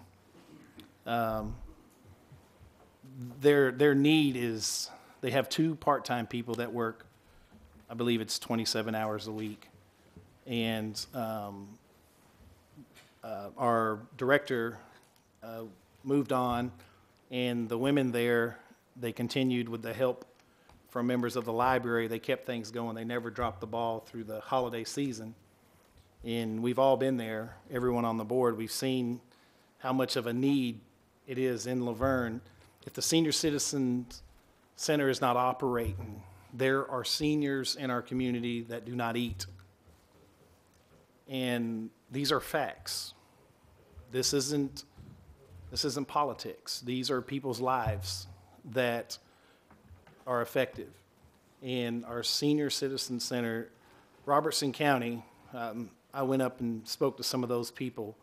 Their Senior Citizen Center is in the process of possibly closing because of funding and other things. It's outgrew its area, and it's all over Robertson County, media, and the community all over the county is reaching out, and they're trying to help these people. They're trying to raise money. We're city-owned. Our senior center, it's city-operated, and when we're talking about having $11 million in surplus, and we give a half of 2% to a department that is run through Parks and Rec, and they're stretched through, AC and his folks, they do a wonderful job. But I've also seen the ladies at the Senior Citizen Center. We have some staff over there. These guys are cooking food at home. And I asked them, why are you doing that? And their response was, our seniors will go hungry if we don't feed them. And to me, I think that's just like giving a police officer a radio. There's certain things that the dollar amount really isn't that important when it comes to saving lives. And when we have employees that are off duty, they've taken it upon themselves to go visit seniors when the Senior Citizen Center is closed, and they're dropping off macaroni and cheese, and I've seen it with my own eyes. And the election's over. This isn't a campaign speech. This is true facts that's happening. And I would hope if we're going to go out and spend money on creating policies that's been broken, and hiring consultants and legal people, thousands and thousands of dollars we're spending on things we've done wrong. I would hope with the help of this board, and I think everybody on this board is on the same page when it comes to our seniors. I don't think no one on this board is against our seniors. I think everybody on this board is trying to find out what can we do to help our seniors. But it's now. Now's the time. They can't go any longer. And how I know that is because I help feed them. And there's hundreds of people in the community that are helping feed these people. And if you need a reality check, you can go to some of our senior citizens' homes and open up their cabinets. They don't have any food. And everybody in this room has food at their house. And we have the power to get them some help. And when I say get them some help, we need to get one of our part-time people that are there with AC's help. We need to give them a full-time position. And We pull this off for every department. When the fire department needs something, Chief Clark, he'll go to the table and he'll find the money. I've seen it with my own eyes. The police department, when they need something, they'll go to they find it, or they try to meet us in the middle and say, this is how much we have, this is what we'll give up if you help us with this. We need to do the same thing for our seniors. And Steve, I'm going to let Steve take over. I addressed the situation because this is a joint effort. And it's so hard because we're learning all these rules as elected officials, when you can talk to each other, when you can't talk to each other. So this is the first time we're able to address what we're feeling in an open forum and say, hey, this is what we're hearing from our people. And if Steve will take over and explain the situation there, how important it is to have that full-time spot for one of those 2 part-time folks. I would like to ask that we create a full-time position. Springtime's coming up. I've been involved with the seniors now 8 months at best. Last couple of months, super, every day. As Vice Mayor Church said, the girls that work there personally have 9 seniors that every weekend they feed. While they're not on the clock, it's on their own time. But with springtime coming up, what I'm trying to implement is starting yard sales where the citizens of Laverne bring yard sale stuff. Who of us don't have, excuse me, who of us don't have a bunch of stuff around the house? But we got to have a full-time position put in. Now, with that being said, the ladies that are working there presently have been doing, I'm not going to say all of it because I found out today that they were getting some help from Miss Donna, from AC, from Felicia, but they were still doing above and beyond not only their job, but the person who is over the senior center. They've not had one since the beginning of November. What I would like to do, and I'm not going to talk for AC, Felicia, and Miss Donna, they can do it themselves, but I am going to talk for the ladies down there, and what I would ask is the person that was over that department, their pay and their benefits were already budgeted into the senior citizens account. And that's what brought this up. If we have a situation for, like our fire chief, we lost our fire chief, so we have an interim fire chief, and he's now chief, congratulations. But he acted as our chief, and he received the pay as a chief. But for some reason at our senior citizen center, we lost the director for, she went to grow her future somewhere else in a positive way, and we supported that. But we didn't fulfill the obligations to the ladies that are there, that what we should have done as a city, we should have, done an interim thing. Miss Donna's got her hands full. She's been over there helping. AC's been there helping. Felicia's helping. My wife is there 25 hours a week as a volunteer. And when your wife sits you down at the table at home and explains to you why she's there 25 hours a week for free, she doesn't get paid one dime. And it's because she says the ladies there inspire her so much, and what she sees them do. And they work 27 hours a week, and I thought, well, it's over. They're off 4 days a week. They got a pretty good job, but their job doesn't end when the Senior Citizen Center closes, just like Alderman No pointed out. They go home and cook, and they bring it to these people that aren't standing out there on the corner with their hand out. They're stuck in their house with the blinds closed, waiting for the senior center to open again. And I beg this board and our finance department to find the money to at least take one of our part-time people and make them a full-time employee. It's not a reward. It's the right thing to do. They're not asking for anything special. We just need to operate our senior citizen center full-time. It's not a part-time project. It's a full-time need. And that's all I have on this. I think everyone has the gist of that. Kind of makes me a little sad even thinking and talking about some of them. So I don't know the proper procedure, but I think we need to get busy and create a full-time position for the Senior Citizens Center.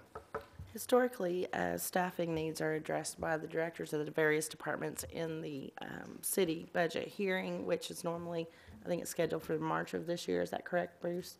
The planning retreat is, yeah. Planning retreat, I'm sorry. And that's really the best time to discuss the city's needs, financing, because you have the entire budget from which to work, where you can make arrangements. Because, you know, if you spend money over here, that means somebody over here is not getting money. So that way you have the full picture and create a financial plan for the year so that you have all of those pieces put in place prior to the budget year starting. Yeah, I agree. I agree with that 100%.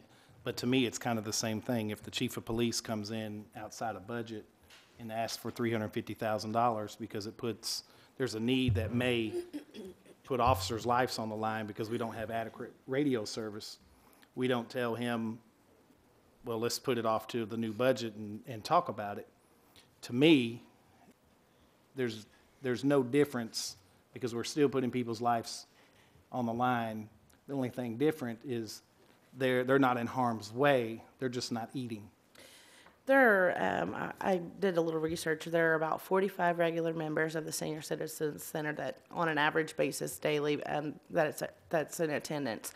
Of those, about half are Laverne residents. So we're talking about approximately 20 seniors that live in the Laverne city limits. In addition to that, currently the Senior Citizen Center, I think, is open 26 hours a week.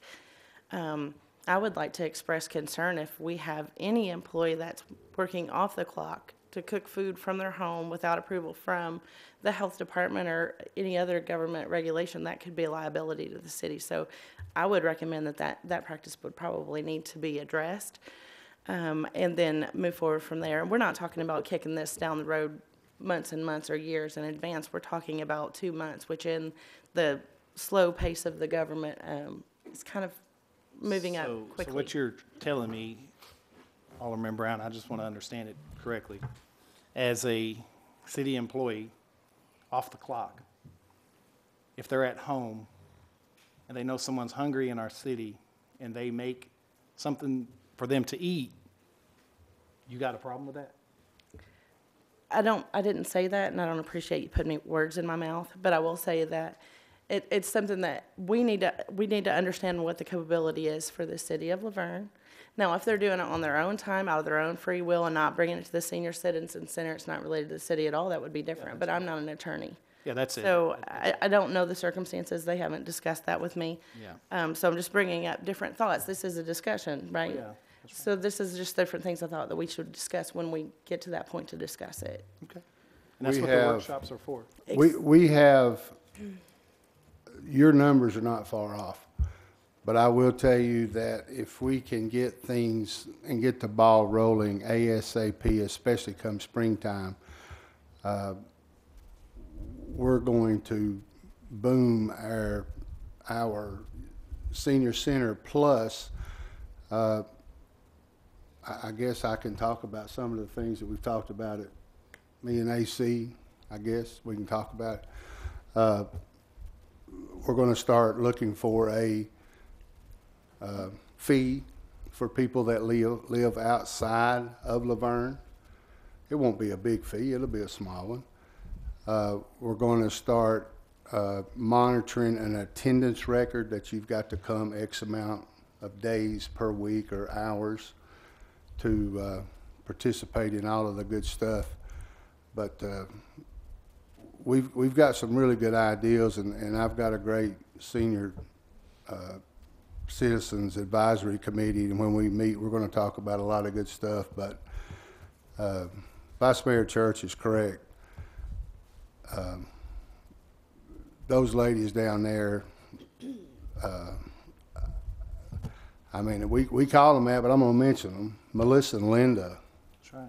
I would put those two up against any heartfelt people in the city, and what they do on their own time without city involvement, without anything, it's unbelievable. So I'll leave it at that and say that we need to get busy and create a full-time job for the seniors. Like Alderman Church said, yes, maybe it is the best time to talk about it, but you know what? When we feel like something needs to be done now, I mean, let's face it, we got money in the general fund and reserve because there's not been much done with it. Let's start using it and helping our city grow, and that right there will help our seniors. It will. So I don't think anyone can deny the heart with Melissa and Linda to our seniors. A couple quick questions I would ask is, AC, have you looked at as far as if, and I don't know if this has been discussed in the Senior Citizen Advisory Committee, but have y'all talked about as far as hours or personnel at all already? Well, I mean, I know the hours, there are the two part-time positions. I believe it's 27 hours or 28 or 30 hours they can't go over. Isn't that correct, Phyllis? Correct. Yeah. So that's the most hours they can go over a week. I mean the senior center hours. Oh, as far as, well, there's some things been kicked around about it. I mean, it's open right now from 9 to 3 every day. But the girls typically get there at 8 in the morning to set up for, you know, they don't really do breakfast, but they have breakfast bars and they make coffee and. 9 to 3, 4 days a week? Mm-hmm. Correct. That's the way it is. It's on the same hours as the city as far as, or the same days. They do Monday, Tuesday, Wednesday, Thursday. So, and there has been some talk, you know, Alderman No talked about maybe going to 5 days a week, which would obviously put them over their hours if we were to go that route. So, you know, it's just according to what the board wants to do. Has the senior center ever been open 5 days a week? Not since I've been here. I don't know if it was before my time. I've been here for 10 years, and when I came in, they were open Monday, Tuesday. They were closed on Wednesday, and they did Thursday, Friday. Yeah, I can answer that. Prior to the city taking them over, they were open 5 days a Were week they? when they were Okay. right next to City Hall. The funding was very poor, and they struggled. And it was the Moose Club met there. I mean, there was several different clubs that met in that building, but the senior ladies would sit in one room and crochet and play checkers, and the gentlemen would be on the deck smoking cigars. The city adopted the program and relocated them.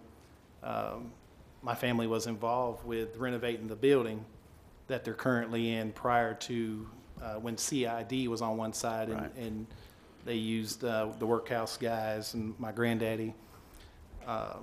So that it's grown, and it's grown about 13.5% in the last 24 months.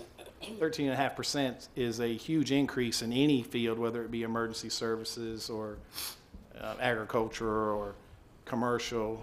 You know, so we use statistics and graphs on everything we need.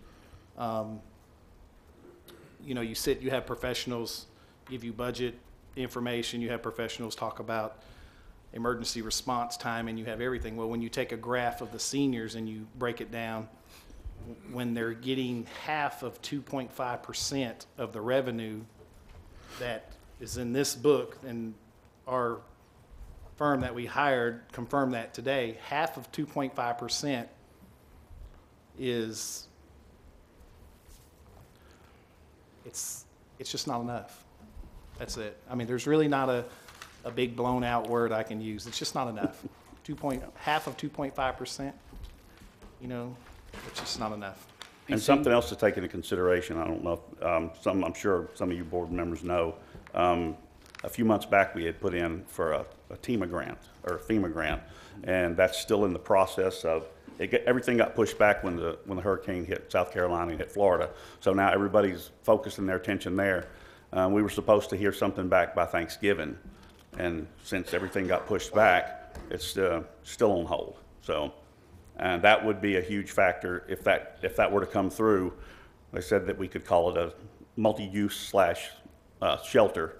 You couldn't actually call it a senior center, but you could use it for that purpose. And it would obviously, what we talked about was putting right next to the existing senior center. So it would be enormous compared to what's there now. So I think it's like almost a $1.5 million building. It would be a big building. Which, yeah, we talked about that. Yeah, so that would be something else to figure in as well, because with more room is going to come more members.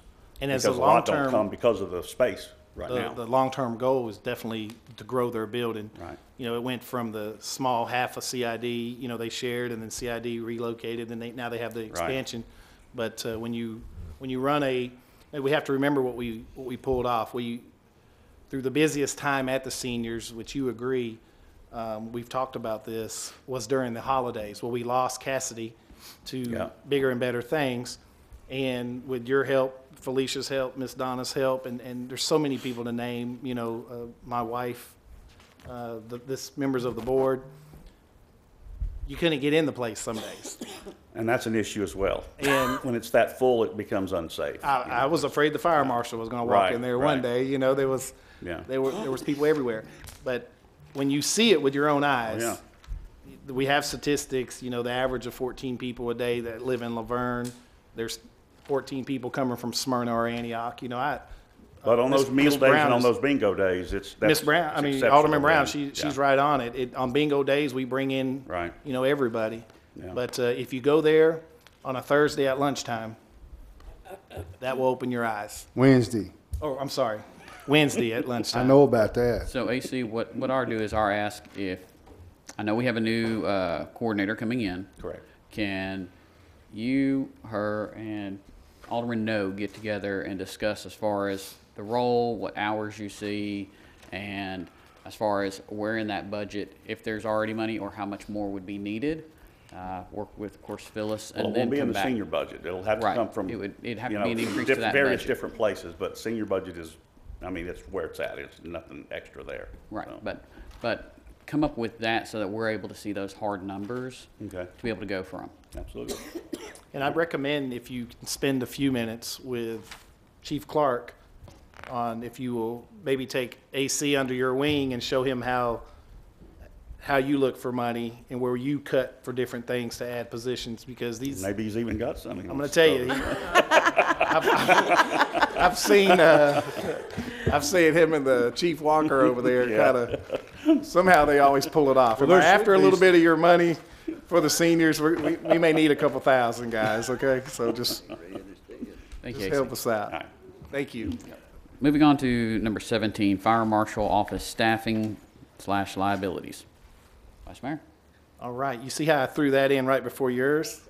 So if we can get the fire marshal up here, we like putting Curtis on the spot. This guy here has done a tremendous job of life safety in our community. I mean, right now he's probably public enemy number one in the area for businesses and industrial buildings and things. But I can assure you, he's making Laverne safe.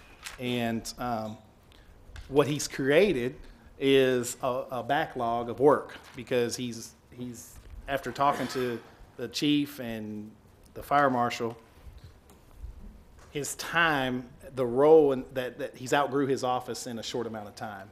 And these two guys have been finding, I mean, every dollar.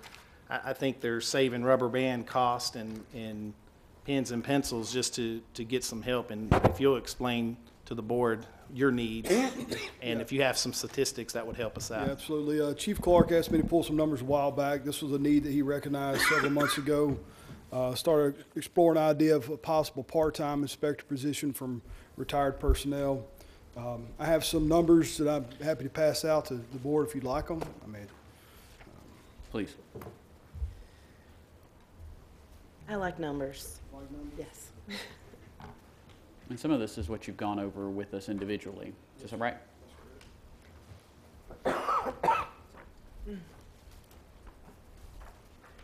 you. If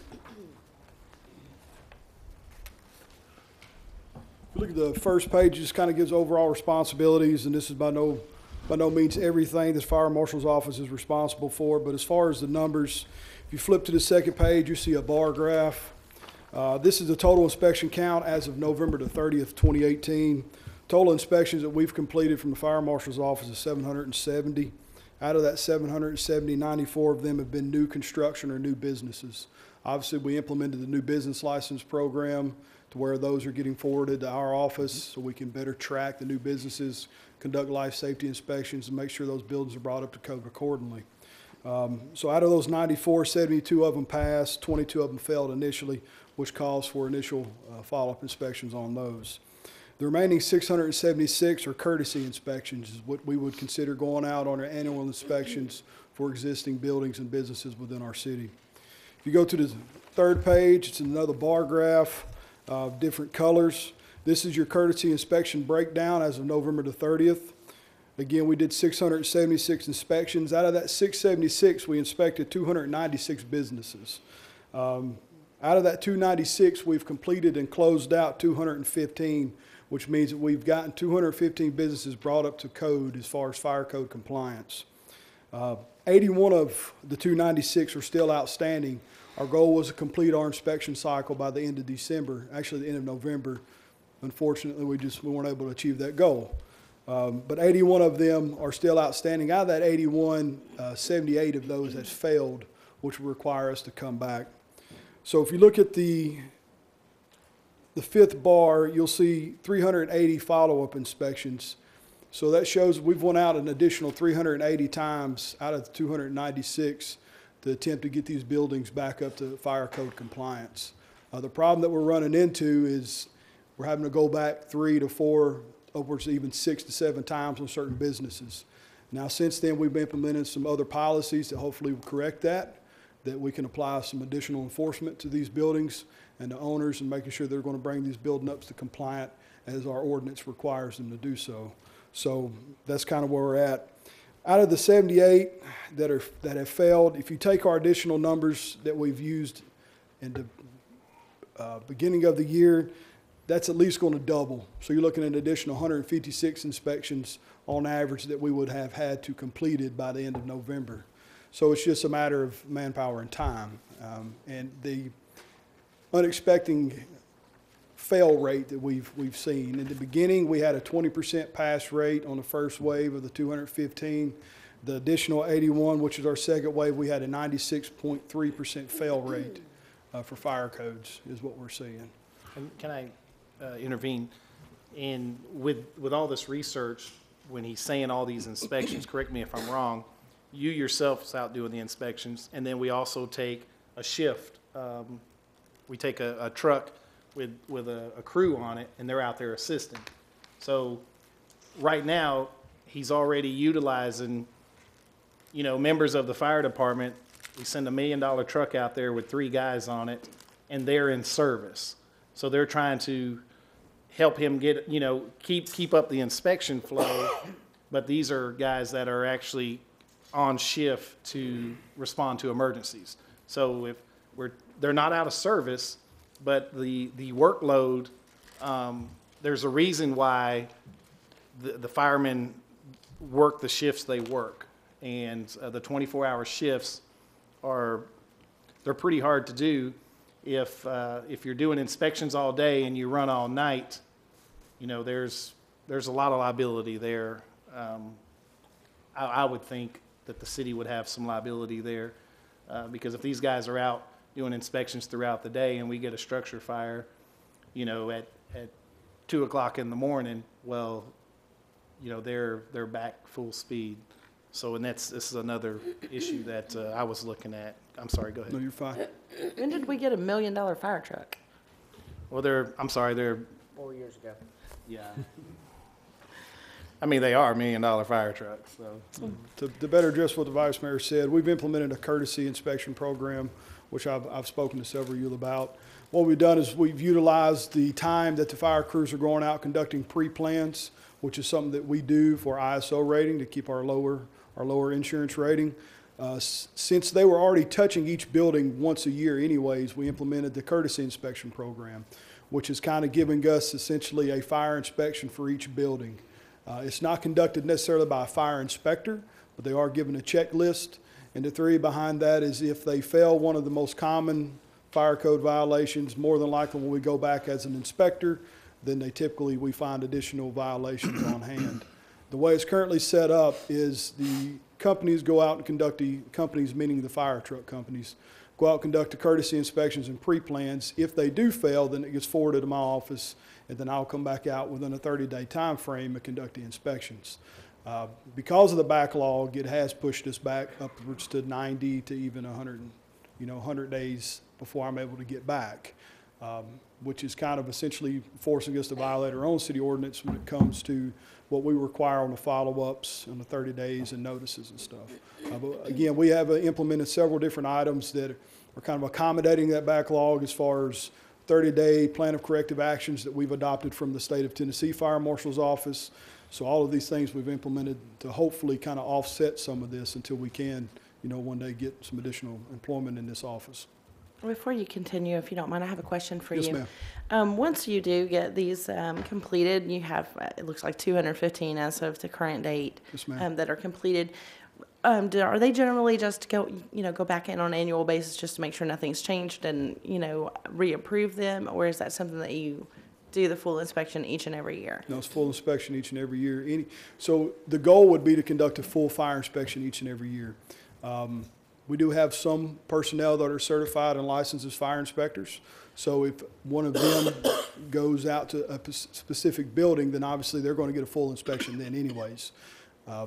If the fire crews are not, staffed with a fire inspector that day, then they're going to go out and get a courtesy inspection, which is essentially a fire inspection.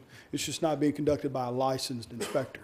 So in order to come back and do any type of compliance or enforcement, you'd have to be licensed, which is where I would come in to go back and conduct the follow-up inspections.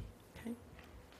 So with a part-time fire inspector or whatever you'd like to have that would help your job, does there become a point to where all this going back becomes bringing some money to the city, or do we just keep? Chief Clark asked me, along with some other individuals, to look into what other departments in the area are doing as far as follow-up inspection fees. To my knowledge, and reaching out to some other counterparts with other municipalities in fire service, no other department is currently charging, to my knowledge, courtesy inspection follow-up fees.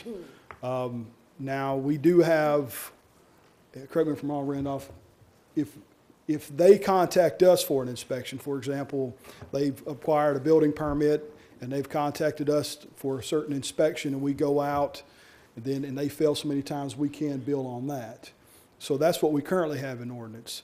One thing you have to look at on the fire suppression side is this is prevention for life safety. So we are actually going to these buildings and essentially asking permission by state law, and if they fail to give that permission, then we'd have to seek other routes as far as administrative warrants and so forth. But we haven't ran into that, don't foresee it. But we go out and essentially ask permission because we are somewhat held liable to make sure these businesses and buildings, even apartment complexes, are doing what they're supposed to be doing for the safety of the people.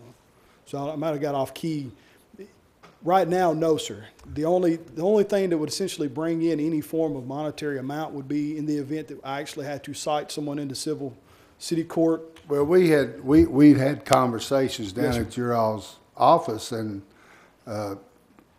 correct me if I'm wrong, but first of all, you're working on the sprinkler systems count. Yes, sir.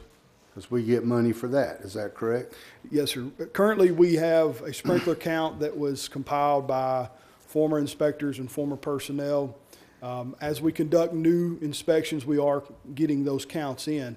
The way the city current ordinance reads, I think it's 50 cents per sprinkler head that would be billed to the businesses, and then along with $100 per private fire hydrant per business. Right. So, yes, sir. My opinion is that is completely inaccurate count. I think we're well under what the city would be bringing in as far as monetary amounts.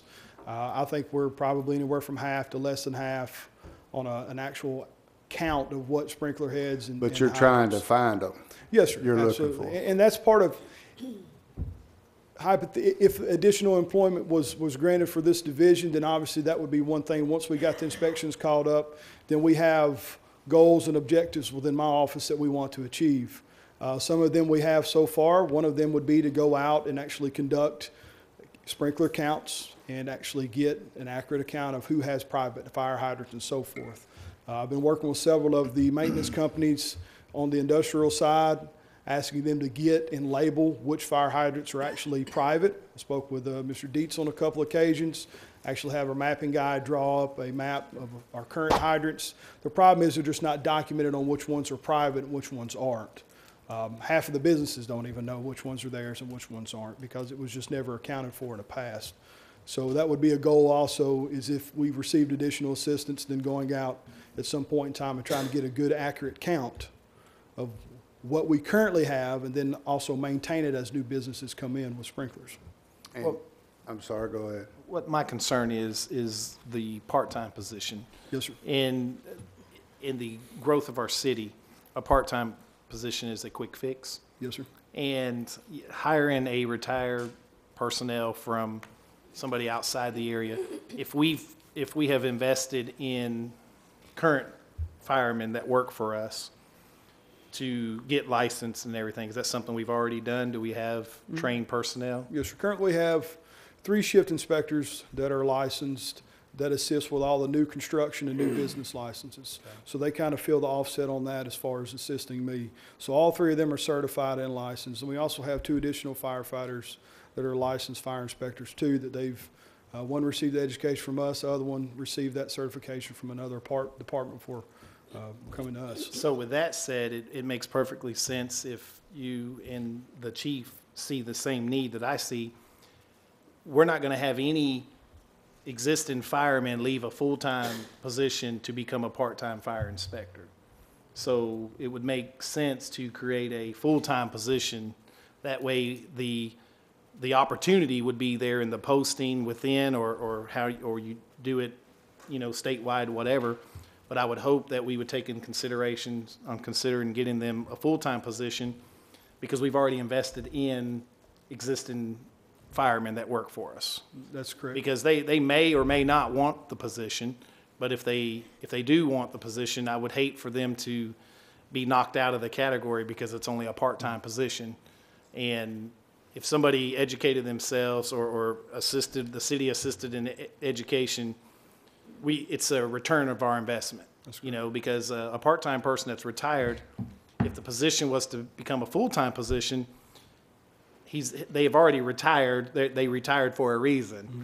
So I don't know that they would be a good candidate for the full-time position when we have, people that we've already made an investment in. So if you would consider that, we're going to keep fighting for a position, but that would be something that the chief would have to find that dollar.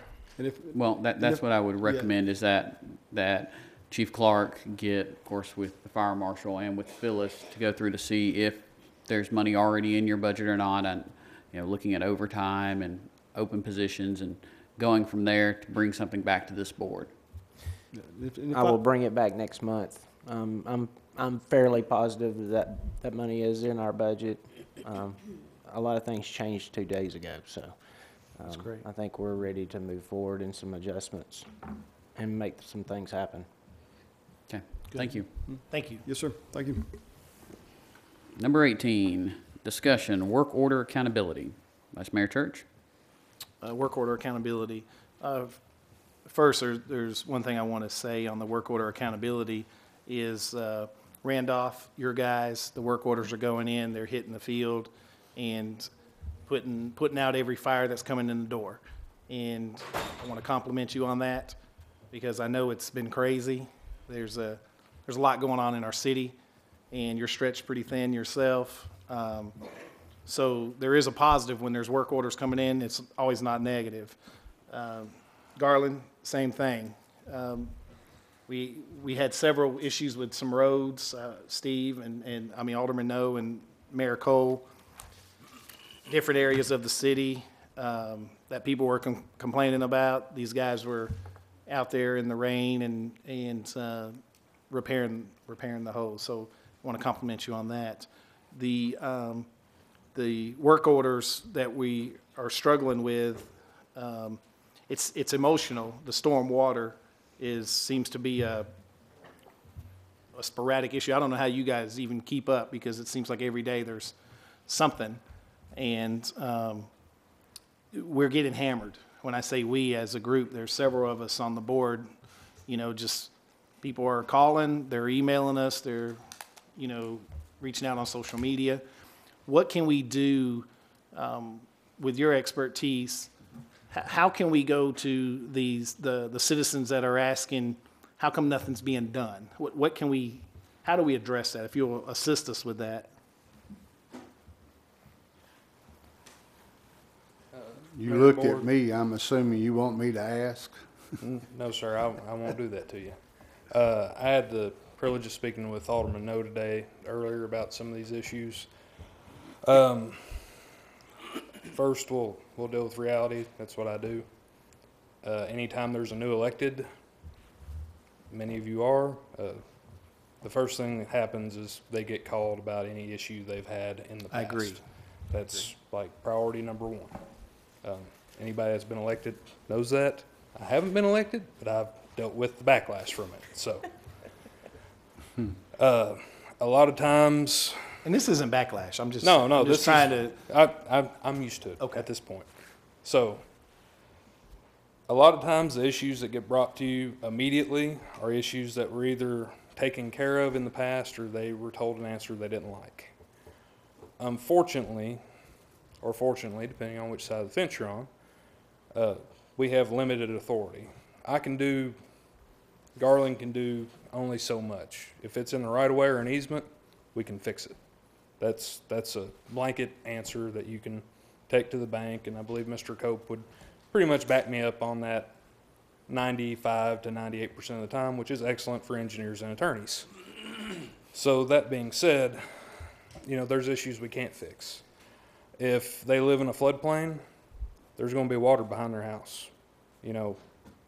Me and God, we can't fix that. God makes it rain. I don't. If you live in a floodplain, you're going to have water around you. That's life. I can't do anything for you. If there is a blockage that's causing water to be where it's not supposed to be, and you bring it to my attention, we'll fix it immediately. We prioritize all our work, which nobody likes that. I get it. You have a problem, you want it fixed immediately. We prioritize just like anybody else does. It's triage. I've got 5 guys. That's all I got. They can only do basically one project at a time. If somebody has a ditch that's a little silty, they go to the bottom of the list compared to somebody that's having structural flooding like we had at Blakemore. And that's not a pretty job by any means. We did it in the mud because that gentleman had problems. In the Blakemore, a lot of this is spurring off of the Blakemore area. There's a group, I met with a group of citizens last week, and then they called me when it was raining. When a citizen calls you when it's storming and they ask you to come to their house, they have some legitimate complaints, and there's water everywhere. Yes, sir. We have a mess out there, and I don't even know where to start, but that's your expertise. And if we can somehow, with the work orders, if we can get our communication a little better from the city side to the residents, I think it's going to take care of 30% the hostility that they have right now with the citizens. I think it will work, because when I was there, I was the whooping child.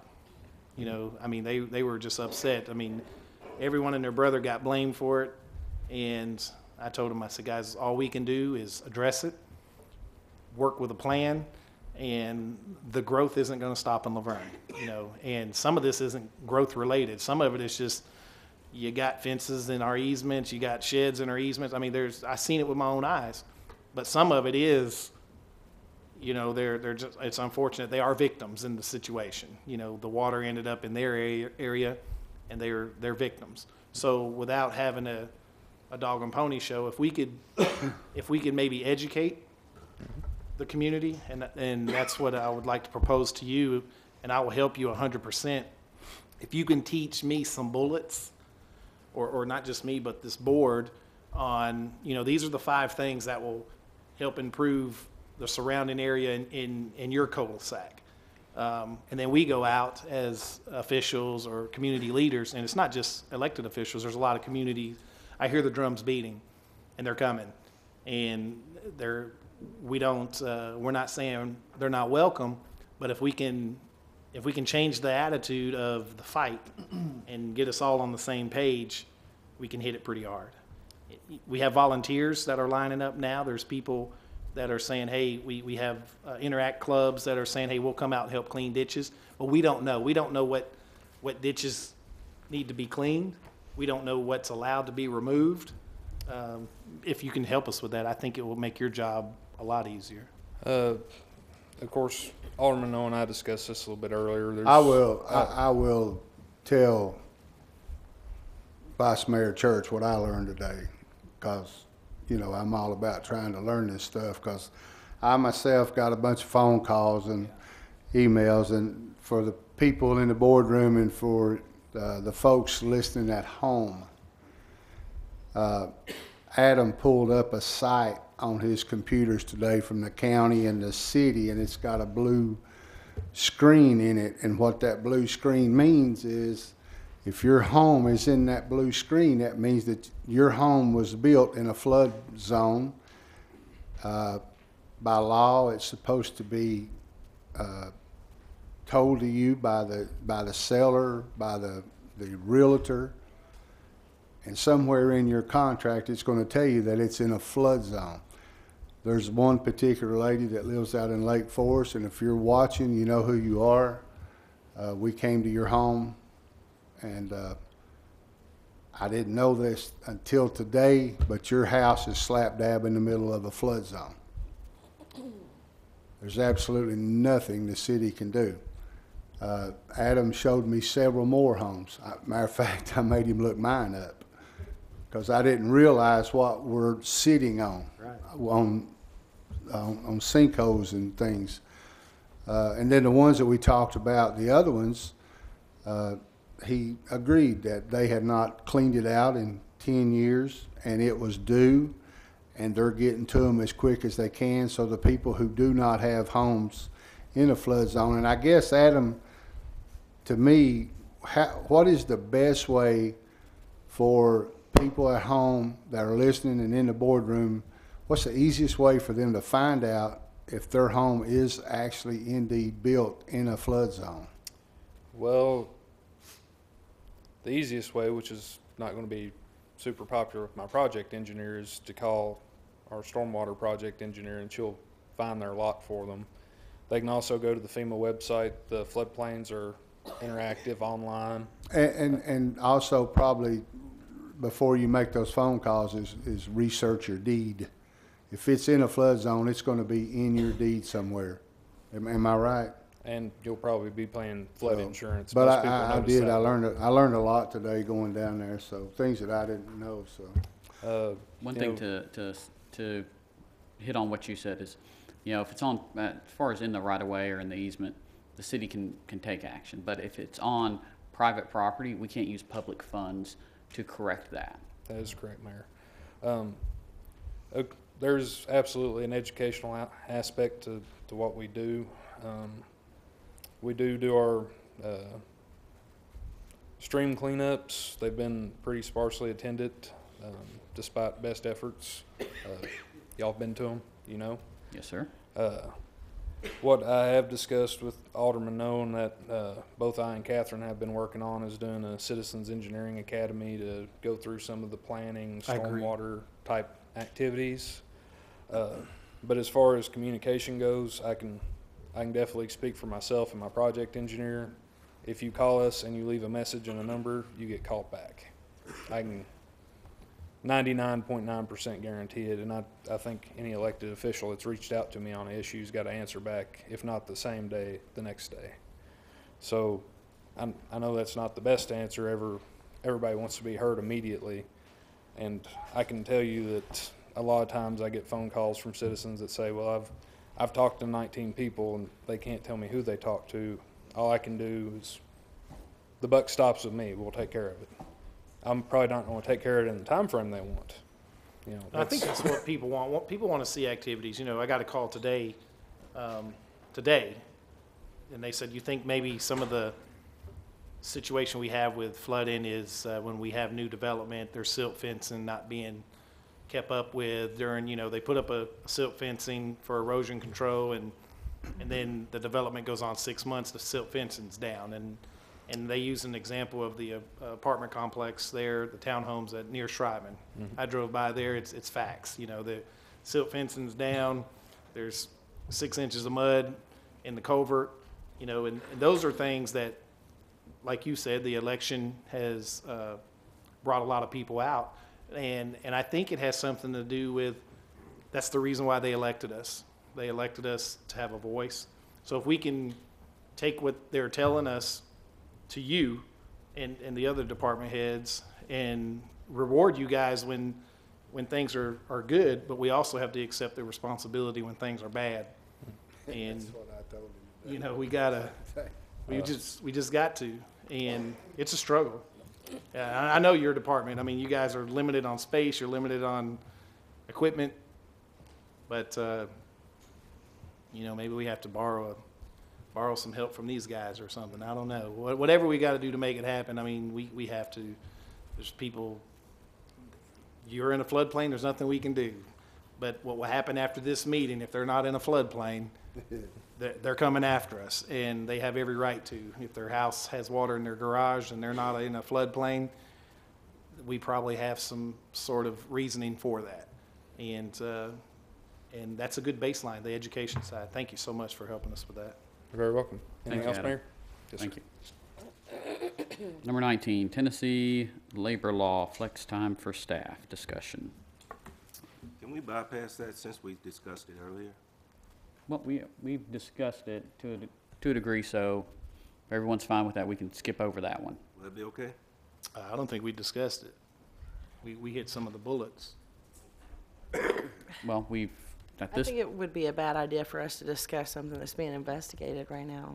I thought it wasn't being investigated. There was a policy being put together. Well, there's number 9 and number 10 was where there was going to be a comprehensive view of HR policies, and then on top of that, an investigation for complaints, which is number 10, done by Mr. Lee.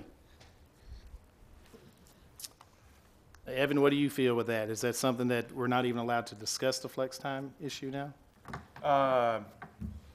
I wouldn't say you're not allowed to discuss it. I think it would be more appropriate probably to let the subject matter expert come in and draft a policy, and then when she comes and brings it, she's probably in a better position to answer technical questions about that versus where we are right now. But that would be the technical questions. What I'm trying to find out is what's happened internal, you know, dollar amounts. That would be something from finance. Well, I mean, right, I mean, I can't answer that, so I mean, I don't know. But would that be part of the investigation? I'm not the investigator, I don't know. Yeah, I don't. I mean, Would her or their report, will it be before us in this forum like this? I don't know. When you say her report, she's only being hired to review employment policies as they exist right now, compare them to the current state of the law, and to the extent there are any deficiencies or areas that need to be updated for best practices purposes, she's going to come forward with a proposal for those that you'll be able to pass or not. I'm not aware of any investigation into flex time policy. If there's a complaint made, then we've got an investigator here who I'm sure will be happy to look into that. But I don't know that there's been a complaint made. I think I've heard mention of it, but I don't know if there's been a formal complaint made by an employee on that. No, I mean, I brought it to the head, so that's what I'm saying. So there is an investigation and we can't talk about it, or there's not an investigation and we can talk about it? No, you're free to talk about it. I mean, there's nothing that would prevent you from talking about it. I think if there is a complaint filed, there was one complaint filed that's 40 pages. I don't recall whether, off the top of my head, whether that's part of it or not. That was after the fact. The complaint was filed after the fact, after I brought up the flex time to, the administration and everything. So the complaint that was filed has nothing to do with the subject matter that I brought forward. So that's where my question is. I'm being told that we don't want to discuss it because it has something, it could relate to the investigation. But I'm also being told that I can't ask questions to the board unless we're in this body. No, you can ask questions. There's no prohibition, and you can discuss, frankly, whatever you want to discuss. I mean, that's your call. Okay. So we can discuss it? Yes. Okay. All right. So can we go over the flex time on the email that I sent, Bruce? I mean, I don't run the meeting. I mean, it's up to the mayor to decide. I mean, there's no legal prohibition against you talking about this. The only thing that I can opine on is it unlawful, or is there a prohibition against you discussing it? There's not. Whether it's a good idea to discuss it is different. Whether or not the other members of the city council want to discuss it, or whether the mayor wants to allow it, that's up to him. Well, my question is, prior to the complaints that was filed against me, this was discussion. Now that there's been complaints filed against me, but it's in relation, I'm still needing answers. I understand they have complaints against me, and I understand that's why we have a legal, Mr. Lee doing an investigation. But that still doesn't subside or take away my original questions. And my original questions have been fair, and it's went through the chain of command. I went through all the processes. I've been directed by the city administrator on how to ask for information. And then now I'm being told by Mayor Cole, I need to do a request for information for these documentations when we're the governing body and we have a staff here. That's what the workshops are for, is to go over things that you may have questions for. That's how I interpret my role. And I don't know what I'm doing wrong by asking that. One thing that I do in advance of any workshop or meeting is I ask the question of the department head or the director in advance of the meeting. And so it's not a last minute request, and I'm not waiting in their office for them to complete that request until it's complete. That's right. I just submit the information that I need to them, and in a timely fashion, I've always been able to get a response back. That, because I don't know what their day-to-day responsibilities are. I agree. And what their importance of those responsibilities would be. And that way I don't interrupt their time, but they can plan a time to address the questions. And I've always found them to get back with me in a very timely fashion. Would it be better for me, Alderman Brown, to shoot the individual an email and say, hey, I'd like some information on this, this, and this? Or do I go through the request for information?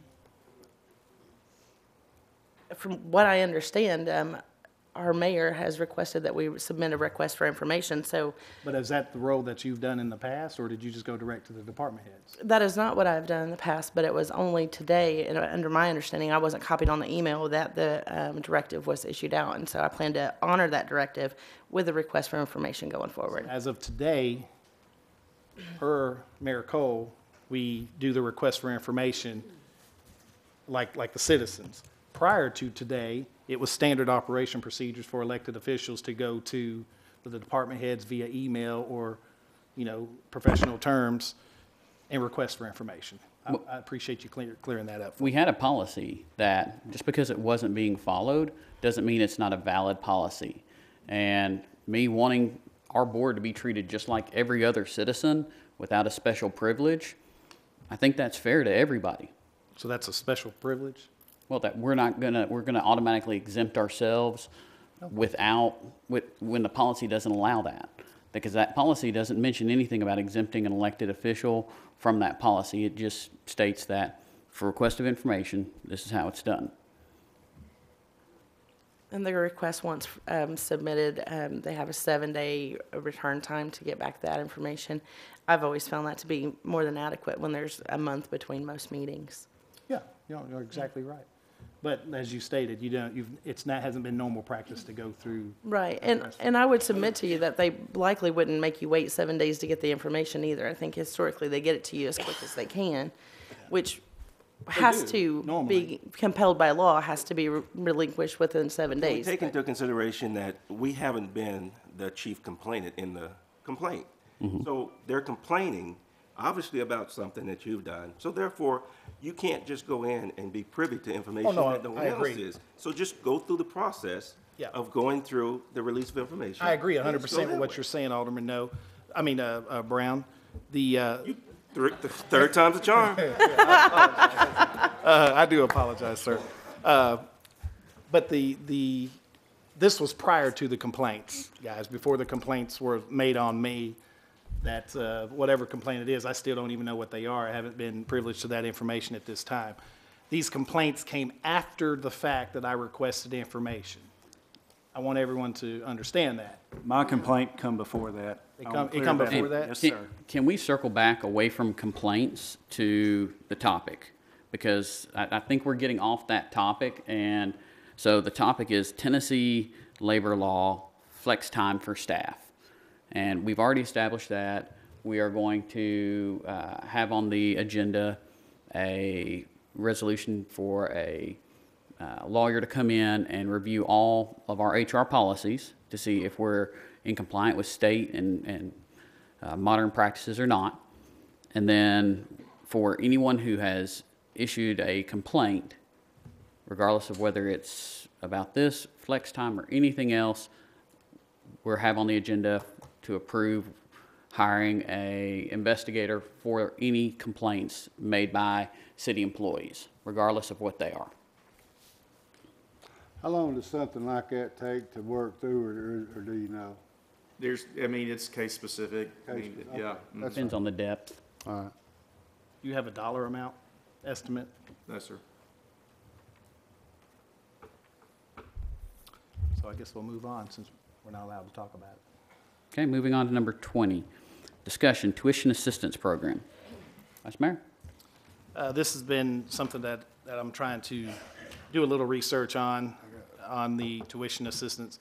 I know at the fire hall in the police department, we have continuing education that the fire department goes to, police department, they have continuing education. It's a little different than tuition assistance. What I'm needing to know, do we currently have employees that the city is assisting in furthering their education on a financial basis, if it's job-related or not job-related? Is that something that you can answer, Bruce? We do not have a tuition assistance program, and to my knowledge, we are not paying for anybody's college education to get any kind of degree. Now, we do pay for continuing education classes that's job-specific, job-related, I should say.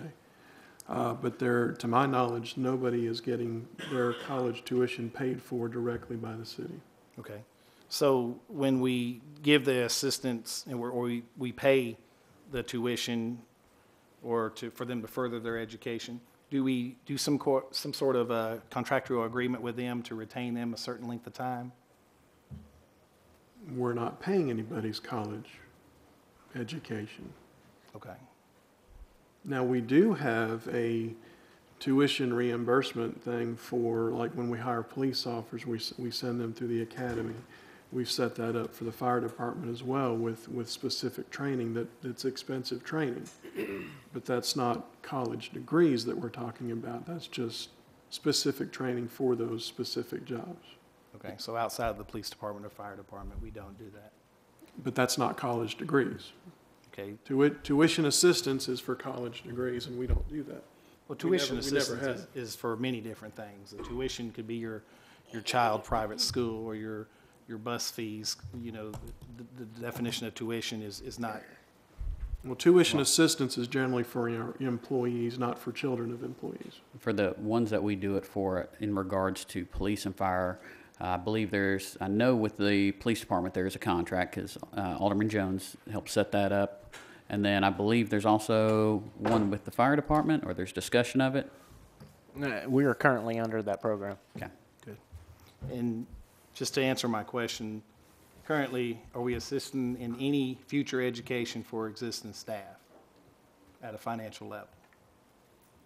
For college education, for a college degree. Let me make sure I understand what you're talking about. Are we utilizing taxpayers' funding to further someone's education? For a college degree, that you haven't answered that question yet. It doesn't have to be a college degree. We do pay for individual classes, not college classes, but classes, you know, that MTS puts on or other agencies may put on that is directly related to that person's job. Is that shared throughout the city equally? I think most every department in some form or fashion takes advantage of that, yes. Okay, thank you. Moving on, discussion item number 21, December workshop and meeting postponement and cancellation. Vice Mayor? This is, of course, I'm sure everyone understands, our meeting was canceled, postponed. Can you explain what happened, Bruce? Well, I have already explained that to the board in an email which I have included in the packets. You know, I failed to advertise the rescheduling of the December workshop and meeting. I did mess up. I've not denied that. I will not deny that. So the only option we had, because it was not advertised, was to postpone and basically cancel the December meeting, and that's what ended up happening. I'd just like to say for a moment that Bruce has been employed with the city for about 25 years, and he has never made a mistake as far as reaching out and getting prior notice out to the newspapers, the public notices. And also this topic could be considered retaliation, and so I would just recommend as another member of the board that we drop this topic at this time. I think in this topic, I'll put my 2 cents worth in here. I think this topic is kind of like the sunshine law. And what I mean by that is, and I've talked about this before, is we could be standing around somewhere and we could be talking about a football game, but from us on the outside looking in, there's a thing called perception and timing. And from timing-wise and perception-wise, it looked like it was almost a direct impact towards the new board. And I think that's where Vice Mayor Church, is that a fair statement?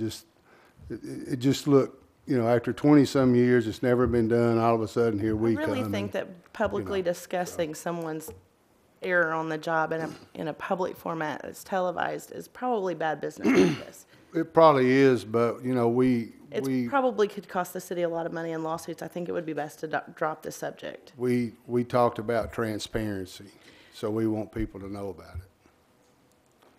And at what time do we discuss things? If we can't discuss them in our workshops, and we can't discuss them, you know, outside the workshops because we're in violation of the laws that we're learning on a daily basis, at what point, when do you discuss city matters? Well, with this one, it was publicly notified through our PR representative to the community and what happened. So at this point, it was explained via email to everybody, and we don't typically, as a board and even in business practice, it's bad. You don't go through and publicly punish your employees. And so for me, I've had that conversation with Bruce about this, and that's how it should be addressed. It should be addressed with the individual. You wouldn't take an employee and bring them in front of all of your employees to make an example of them. Oh, I don't think questioning what happened is, There's a difference between questioning what happened to that individual, especially since it was explained to everybody what happened. It was put online, it was sent via email to all the board members, so it was explained what happened. But publicly wanting to go through whether it's motive, intent, to go through that in a public fashion, that's a big difference between just finding out what happened. That's two different things. all right, thank you. Number 22, medical health delay for new council members. And I'm going to preference this with, this is the exact same situation to me, that if there's a situation involving one or two individuals, that's all that's affected, they should be, that should be addressed in as far as with those two people. Yeah, but I don't know what you're talking about. This has nothing to do with city staff. This has something to do with a contractor that the city pays. Okay. So is that something that we don't discuss? No, we can discuss a contractor, Oh, just okay. not how it So appeared. You felt that this was against our HR director? Okay. Yes. Well, so. Based on so your personal comments. feelings on this has Well, affected your, No, that's just based on your comments. No. Vice Mayor Church. no. So we have, I met with our HR director on this issue, and that's what I wanted to address to the board. They did some changes, and if you would explain, ma'am, the changes that the insurance people did, they dropped the ball. I mean, we're not saying it was you. I'm saying you helped correct the problem with Alderman No and myself. Yes, I did. And you worked on your day off, and there was a lot of things going on, and we are appreciative. However, it doesn't change the fact that it happened. Okay. And that's our goal, is to make sure that it never happens again, because we pay these people a lot of money. All right. First, I'd like to say that everything was done appropriately, and based on HIPAA law, I cannot address certain things that pertain to the situation by oath of my profession. And again, everyone is very familiar with HIPAA. Okay. When problems arise, if it's a delay in anything, until I know about it, I cannot address the issue. There was not a lapse in coverage. There was not actually a delay in having those benefits for those individuals. The benefit time was there. There was a system glitch, as the insurance company relayed back to us, that we were in open enrollment, and they did not realize that the system was down. They entered the information appropriately. Everything was done in time-sensitive need. Everything was done according to process and protocol. Until we heard from you that there was a delay in the information being received, the system failed to upload. They had to manually do this. We explained that to you. Again, I took time on my day off. It didn't matter. I was actually sick. But we made sure we rectified the problem that day. I did not realize that two individuals had had individual problems. I just knew of one at that time. The agency apologized, even though it wasn't their fault. They entered the data. However, the system did not allow it to go through. The coverage was there. Regardless of whenever the person needed to go back, coverage was in place. So if anything had been denied for whatever reason, it would have gone back retro to take care of it. And then there again, until I know about a problem, I cannot address it. So it was not brought to my attention until the Monday when I came back that I learned of the second situation in depth. And then once it was identified, we spoke to the representatives. They apologized prophetically, concerned, but we have not had a multiplicity of problems with this organization. They have been a wonderful vendor. Accidents will happen. Again, it was a system glitch. There was a manual date error that was done, but no one is perfect. That person indicated that they too made sure that that was rectified and it was adjusted. Things will happen, but we have not had a plethora of problems. We've had very collegial business relationships with this group, and I can't say any more. There's no more to comment. Basically, we dealt with the situation when we learned of the situation, and it was rectified to the best of everybody's ability. And no one was at fault because we did follow the protocol. And I have no other comments. Great, thank you. Thank you. Okay, I'll follow it up, because I'm the person she's talking about. And I think what Vice Mayor Church is saying, that we just wanted to let you know that in my case, yes, you couldn't even talk, actually, when you was on the phone and we three-wayed them. You was so sick, and I appreciate that. And at that point in time, it did get resolved, or at least we thought it did.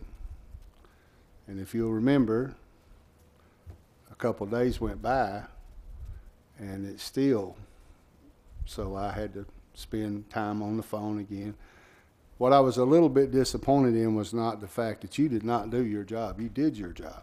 What I'm a little bit disappointed in is the fact that I think from now on, we just need to follow up, and because from what I understood, from you all the way to Blue Cross and from Blue Cross all the way back, there was absolutely no communication as far as we got your email. Now, let me take it a step farther.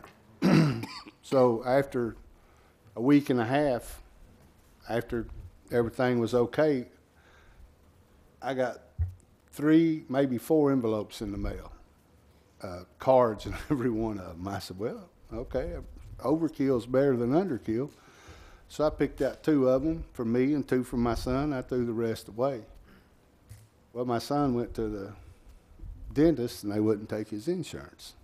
So he called me, so I went over there, and sure enough, on the insurance card, it said vision only. I looked on mine, it said dental and vision. So I just went ahead and fixed that myself. I took care of it right there. So what Vice Mayor Church is saying is, no, nobody's perfect. But 3 weeks of trying to get something done with a company, that company needs to be put on notice and said, hey, you know, you got some things. But there again, if you have to go back to it, there's that word again, perception. Bad timing, and it looked bad, but that's all. You did your job, and we're not talking about that. We're talking about following up with. Well, then I have to also speak on behalf of the agency, because they did not know that there was a problem. They had confirmed that it was entered, which it was. Yes, it was. However, it was during open enrollment, and because the system was down and with the number of individuals who were actually inputting data, it wasn't known that it had not triggered. So they had actually entered the data, and until the issue came up that the coverage was not in the system, they had to do the manual download. So in the heat of the timing with the open enrollment process and the time frame, and again, they were very apologetic. It was not their problem, but they took the ownership of that. Other than the keying era, with the timing, but the coverage was in place. There was no lapse. There was no need to be worried from the standpoint legally. A hospital or an entity cannot turn you away if it's an emergency from that standpoint, whether you have insurance or not. But we want to make sure that everybody is okay. We, again, have a wonderful working relationship with Highland. They are very reputable. And again, I can't think of any time or situation that we've had anything major that would have created a concern that there was not a good checks and balance. So again, the timing was just very awkward because of the open enrollment season. But again, we want to make sure that everybody is treated fairly and consistently. And again, there was no lapse in coverage. There was no lapse in coverage, but what there was legwork, unnecessary legwork. And I had no problem with that until. Point of order. Has this been resolved? Has this issue been resolved? Yes, it has. Is there any reason that we need to continue this conversation then? It's a workshop. It's a workshop, that's what we're here for. It feels very much like what we're doing is finding any We've not- person that has a mistake and publicly humiliating We've them. not met, we've not met since November the 20th. There's a lot to talk about and a lot. So can we expect that if any employee or vendor makes any mistake, it will be publicly put in the workshop for us to discuss at length? Well, I guess we Is need that to. the leadership style that this board is going to start presenting now? I think anything that the taxpayers' funds are used for, it needs to be addressed publicly. Yes, ma'am. Yeah, taxpayers, They'll be funding the lawsuits also. Okay, that's why we have a legal staff. So at this point, we've already, though, determined it was a glitch, it's been resolved, and it's not a common occurrence. no. No. So, is there anything else about this? Thank you. Okay, moving on to number 23, discussion, radio for vice mayor, which I think I saw an email earlier today where that was resolved. It was. We got a radio today. I requested a radio, and with the chief and both chiefs, Chief Walker and Chief Clark there, and the reasoning of having a radio is it's not for personal gain. It's to keep up with activities going on in the city via on the emergency side. These guys are running full speed, and there's nothing wrong with an elected official being in the loop. There's times through mutual aid it requires an elected official to be involved, and I'm the chairperson of the LEPC committee. My background is emergency services, and I'm a support mechanism for our emergency services. The radio is not to get on there and ask them, are they drinking coffee or at Dunkin' Donuts? I'm a professional, and I relate to these guys, positive and negatives. You know, it's a shame that we had to jump through all the hoops as an elected official to get a radio. We have law enforcement officers that are sharing radios, so we retracted and received some of our other radios in the area that weren't being used that we had gave out. So with the issue bringing up the radio, it's the same issue as bringing up the keys. You know, as the vice mayor, I would think it would be standard for elected officials to have keys to City Hall. When you come by City Hall at 8 o'clock at night and the lights are on and there's Point people. of order, this is not about the keys. Wow, we're not allowed to talk about that either? Well, the topic is radio for the vice mayor. Well, I asked for the radio and the keys to be put on the agenda, but you removed the keys. Yes. And why is that? Because you and I had already discussed that. I'd given you my answer. Okay. All right then. Okay, moving on to number 24. Discussion, resolution to rescind Resolution 2017-25 entitled "A Resolution to Authorize the Mayor to Enter into a Contract for the Purchase of Real Property for the Future Public Works Facility." This is also something that was brought up, and this reflects the property that our former mayor had engaged or was given permission to engage in for a new city complex off of the near Schreiman thing. Bruce, would you like to explain what this property would be used for? Well, as the resolution reads, the only real thing that we had talked about was the future public works facility for some property that was at the corner of near Schreiman and Stones River Road, adjacent to the roundabout. We have not negotiated anything at this time with the property owner. We have obtained appraisals for, I believe, 3 of the parcels.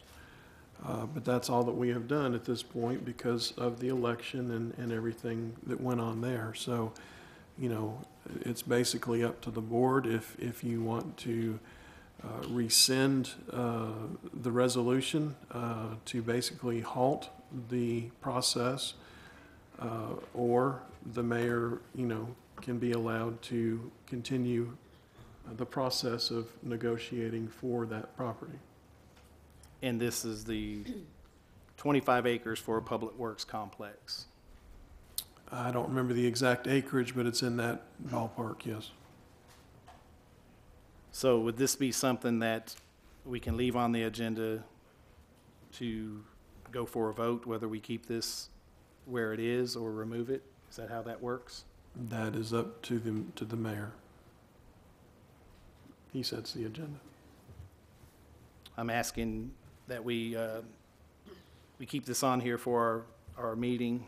That way, I feel that should be, being that it is a new board now, and the former board gave the permission to get into something that could be, you know, millions and millions of dollars. I think we would need to have some sort of public hearing with the people that live in the area. Would they even be interested in having a city public works construction type atmosphere in their backyards? So I would like to rescind this at our meeting, or at least file the request for the vote at this month's meeting. I'd like to comment too, as a member of that former board that voted on this. The reason that we did it was because of the acreage that was needed for this, and we're running out of space. We're landlocked, and we were running out of space. We can't even find enough acreage to build anything. And if it had come up and we could have negotiated it and got that acreage that we needed, we didn't want to have to wait another month to come to a workshop and then come to a vote. We wanted, with the advice of the other staff, we wanted him to be able to make that deal at that time because the land is leaving us quickly. Yeah, I was in several meetings about this out in the community with our former mayor, and we weren't elected officials at the time. We were just in the campaign, and this is the destination that the city, and I say the city or the staff, has helped develop, or we had the engineering firm create the architectural paperwork and everything for. This is the area that we're looking to create the city complex. Is that right, Bruce? No, sir, it's not. Okay. We have not done any kind of architectural work on this property at all. Okay. And I think with this resolution, it was there to purchase the property and then determine as far as what to build on it. I don't think anybody's looking to move City Hall on this board off of where City Hall currently is. We've got other needs like you mentioned before at the last meeting, some concerns with public works. As far as we've talked about space needs with stormwater, and there was the space needs assessment. Bruce, do you remember how many total acres it discussed as far as for future growth? For the public works facility, they had recommended a minimum of either 10 or 12 acres. It's currently sitting on 6, right? I believe so, and it's a triangle shape, so part of that is unusable. Right, it's in a flood area. And it's in a floodplain. I just want to, remind the mayor that this was one of our campaign, it's one of the things we campaigned on is the excessive spending. And well, we talked about this specifically with a city complex, which I think we've already mentioned that nobody's looking for a city complex. But we do have needs for the city for the future. I know many times we've seen through social media and talking with people that they want, as far as green property, trees protected. If we acquire some property and don't do anything with it, let's say we acquire 21 acres and we move public works, that's 10 acres, and it leaves about 15 acres of just treed land that's not being used. That would answer even some of the needs that people are already voicing, and at the same time, 10, 15 years down the road, public works needs to expand, or stormwater, or we have some new department that's being addressed.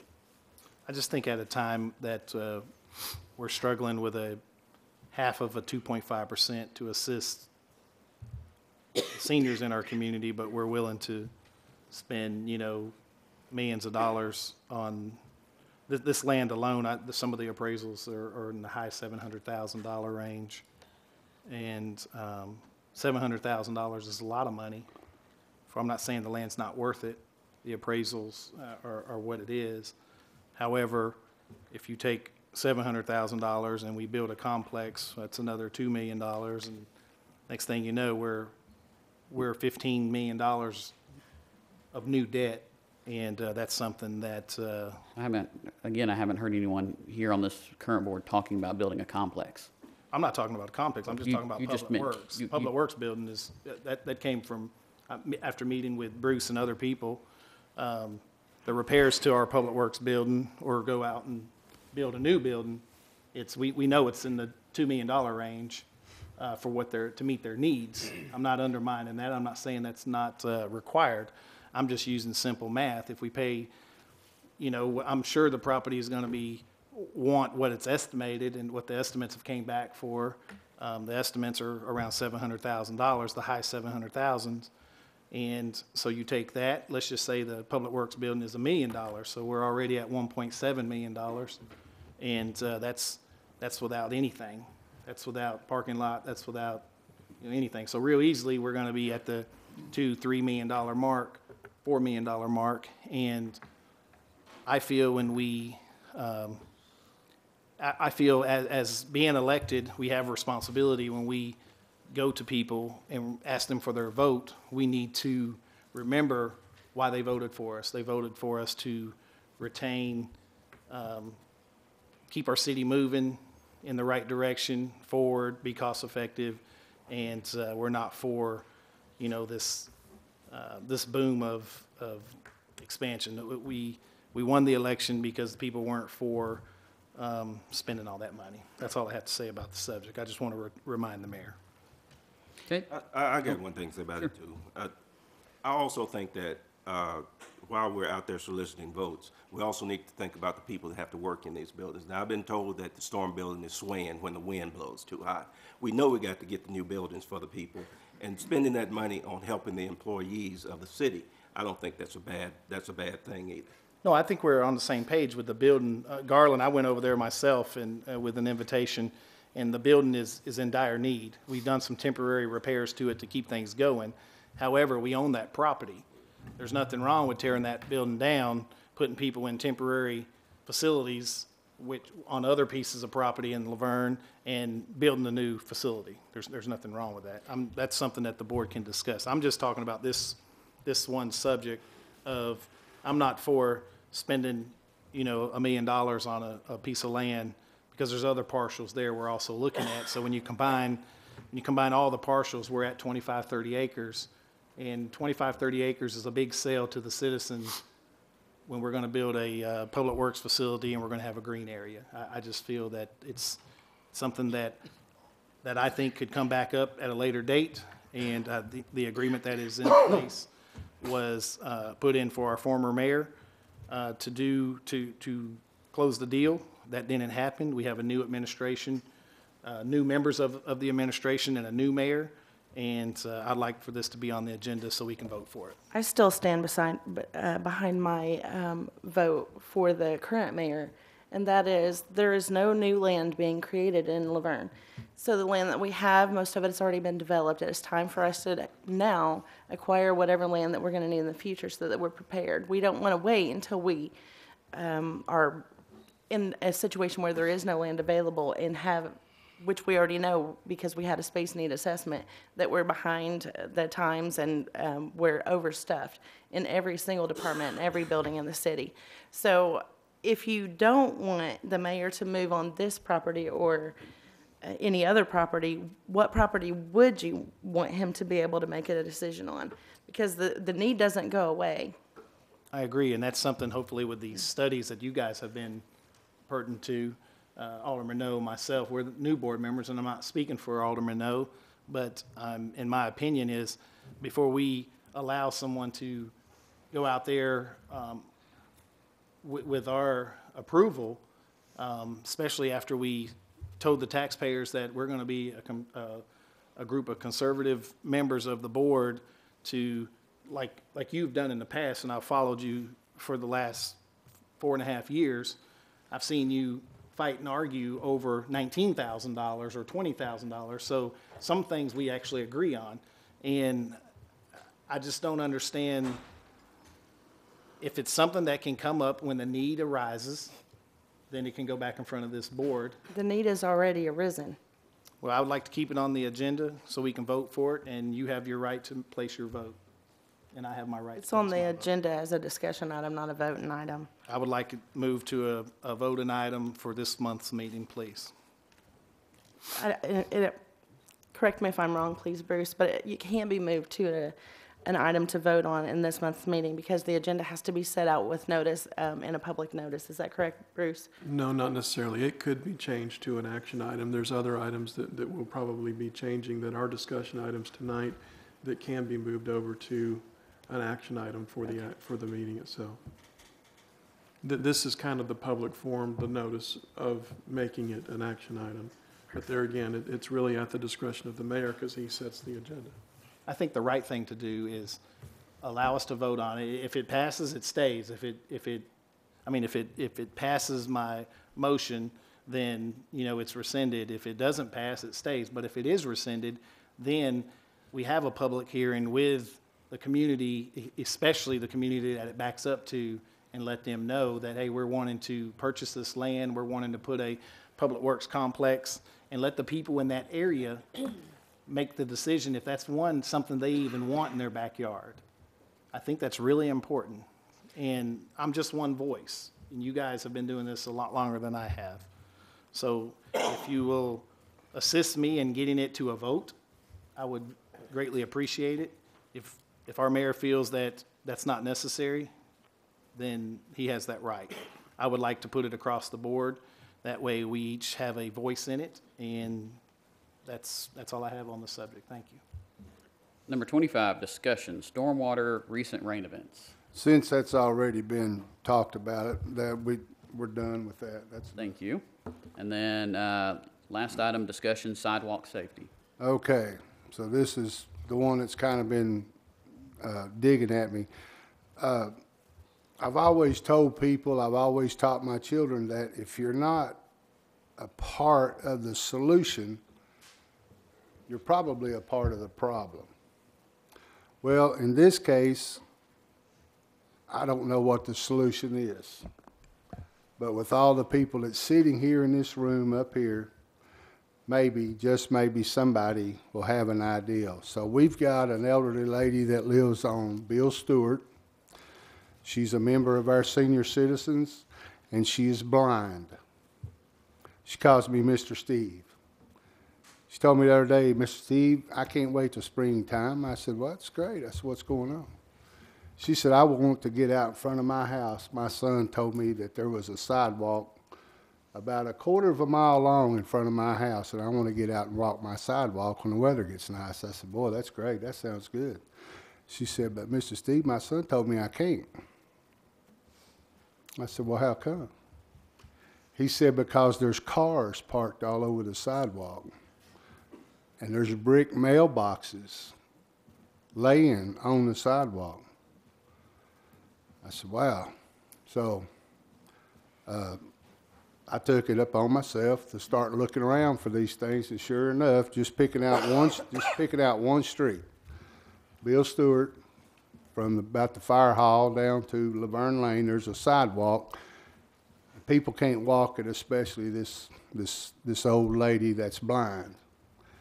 It's almost like she's being punished. Now here comes the part that I don't know what the solution is. I don't know what you're going to do.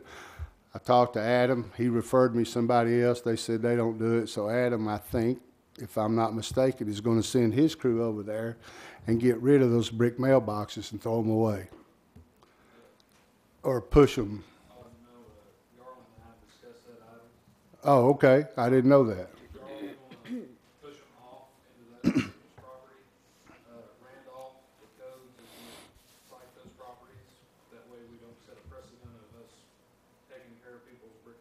Okay, that's fair enough. Like I said, that's a little bit of the problem solved. But after driving down that road and looking, if you've not been down through there after about 4 o'clock in the afternoon, I don't know what to tell you. You absolutely cannot, under no circumstances, use that sidewalk. If you want to walk, you're going to have to go the road. Where the people park, I don't know. I couldn't tell you. If they pull in their yards, the beautification goes out the window. But the safety in my opinion, overcomes the beautification. It has to. So since then, I've started looking everywhere I drive in Laverne. I talked to the lady that drives the bus for the senior citizen, just in idle chit-chat, and she told me the same thing about places where she goes and she can't pick up her seniors. So I started looking around, and our streets are full, our sidewalks are full. I don't have the answer, but I just wanted to go on record that I do care. Like I said, I don't know what the answer is, and sometimes, like I said, if you're not part of the solution, you're usually part of the problem. So I don't know what to do, but I do know one thing. I told her that she needs to come right there and stand at that podium with her elderly blind body and talk to this board about her wanting to get out and walk, and she can't do it. That's all, thanks. Okay, Mayor and Alderman comments. Alderman No. Man, I think everything's been said that needs to be said.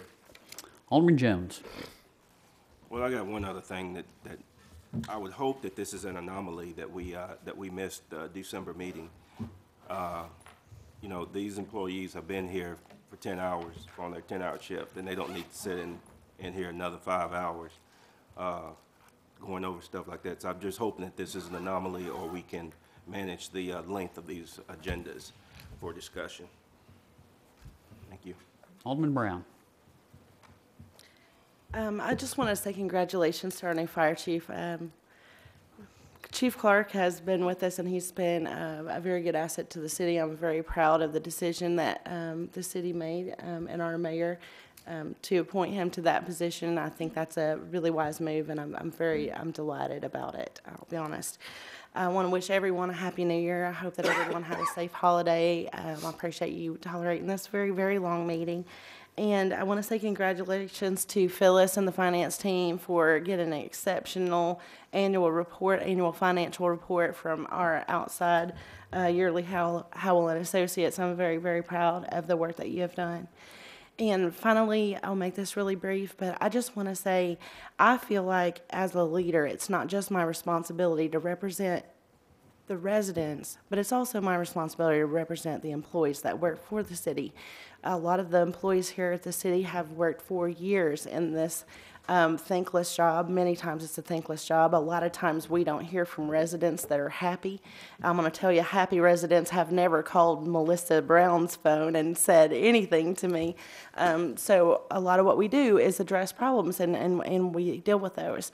I don't think that this meeting is the format for addressing personnel issues, and I just want to say that we also have a responsibility to represent our employees. So thank you very much. Vice Mayor Church. I agree again with Alderman Brown. Representing our employees is probably 50% of the task. Sometimes representing the employees, the staff, it's not always popular. So to make changes, someone has to make the change. And at the forefront of change comes with a lot of problems, headaches, and heartache.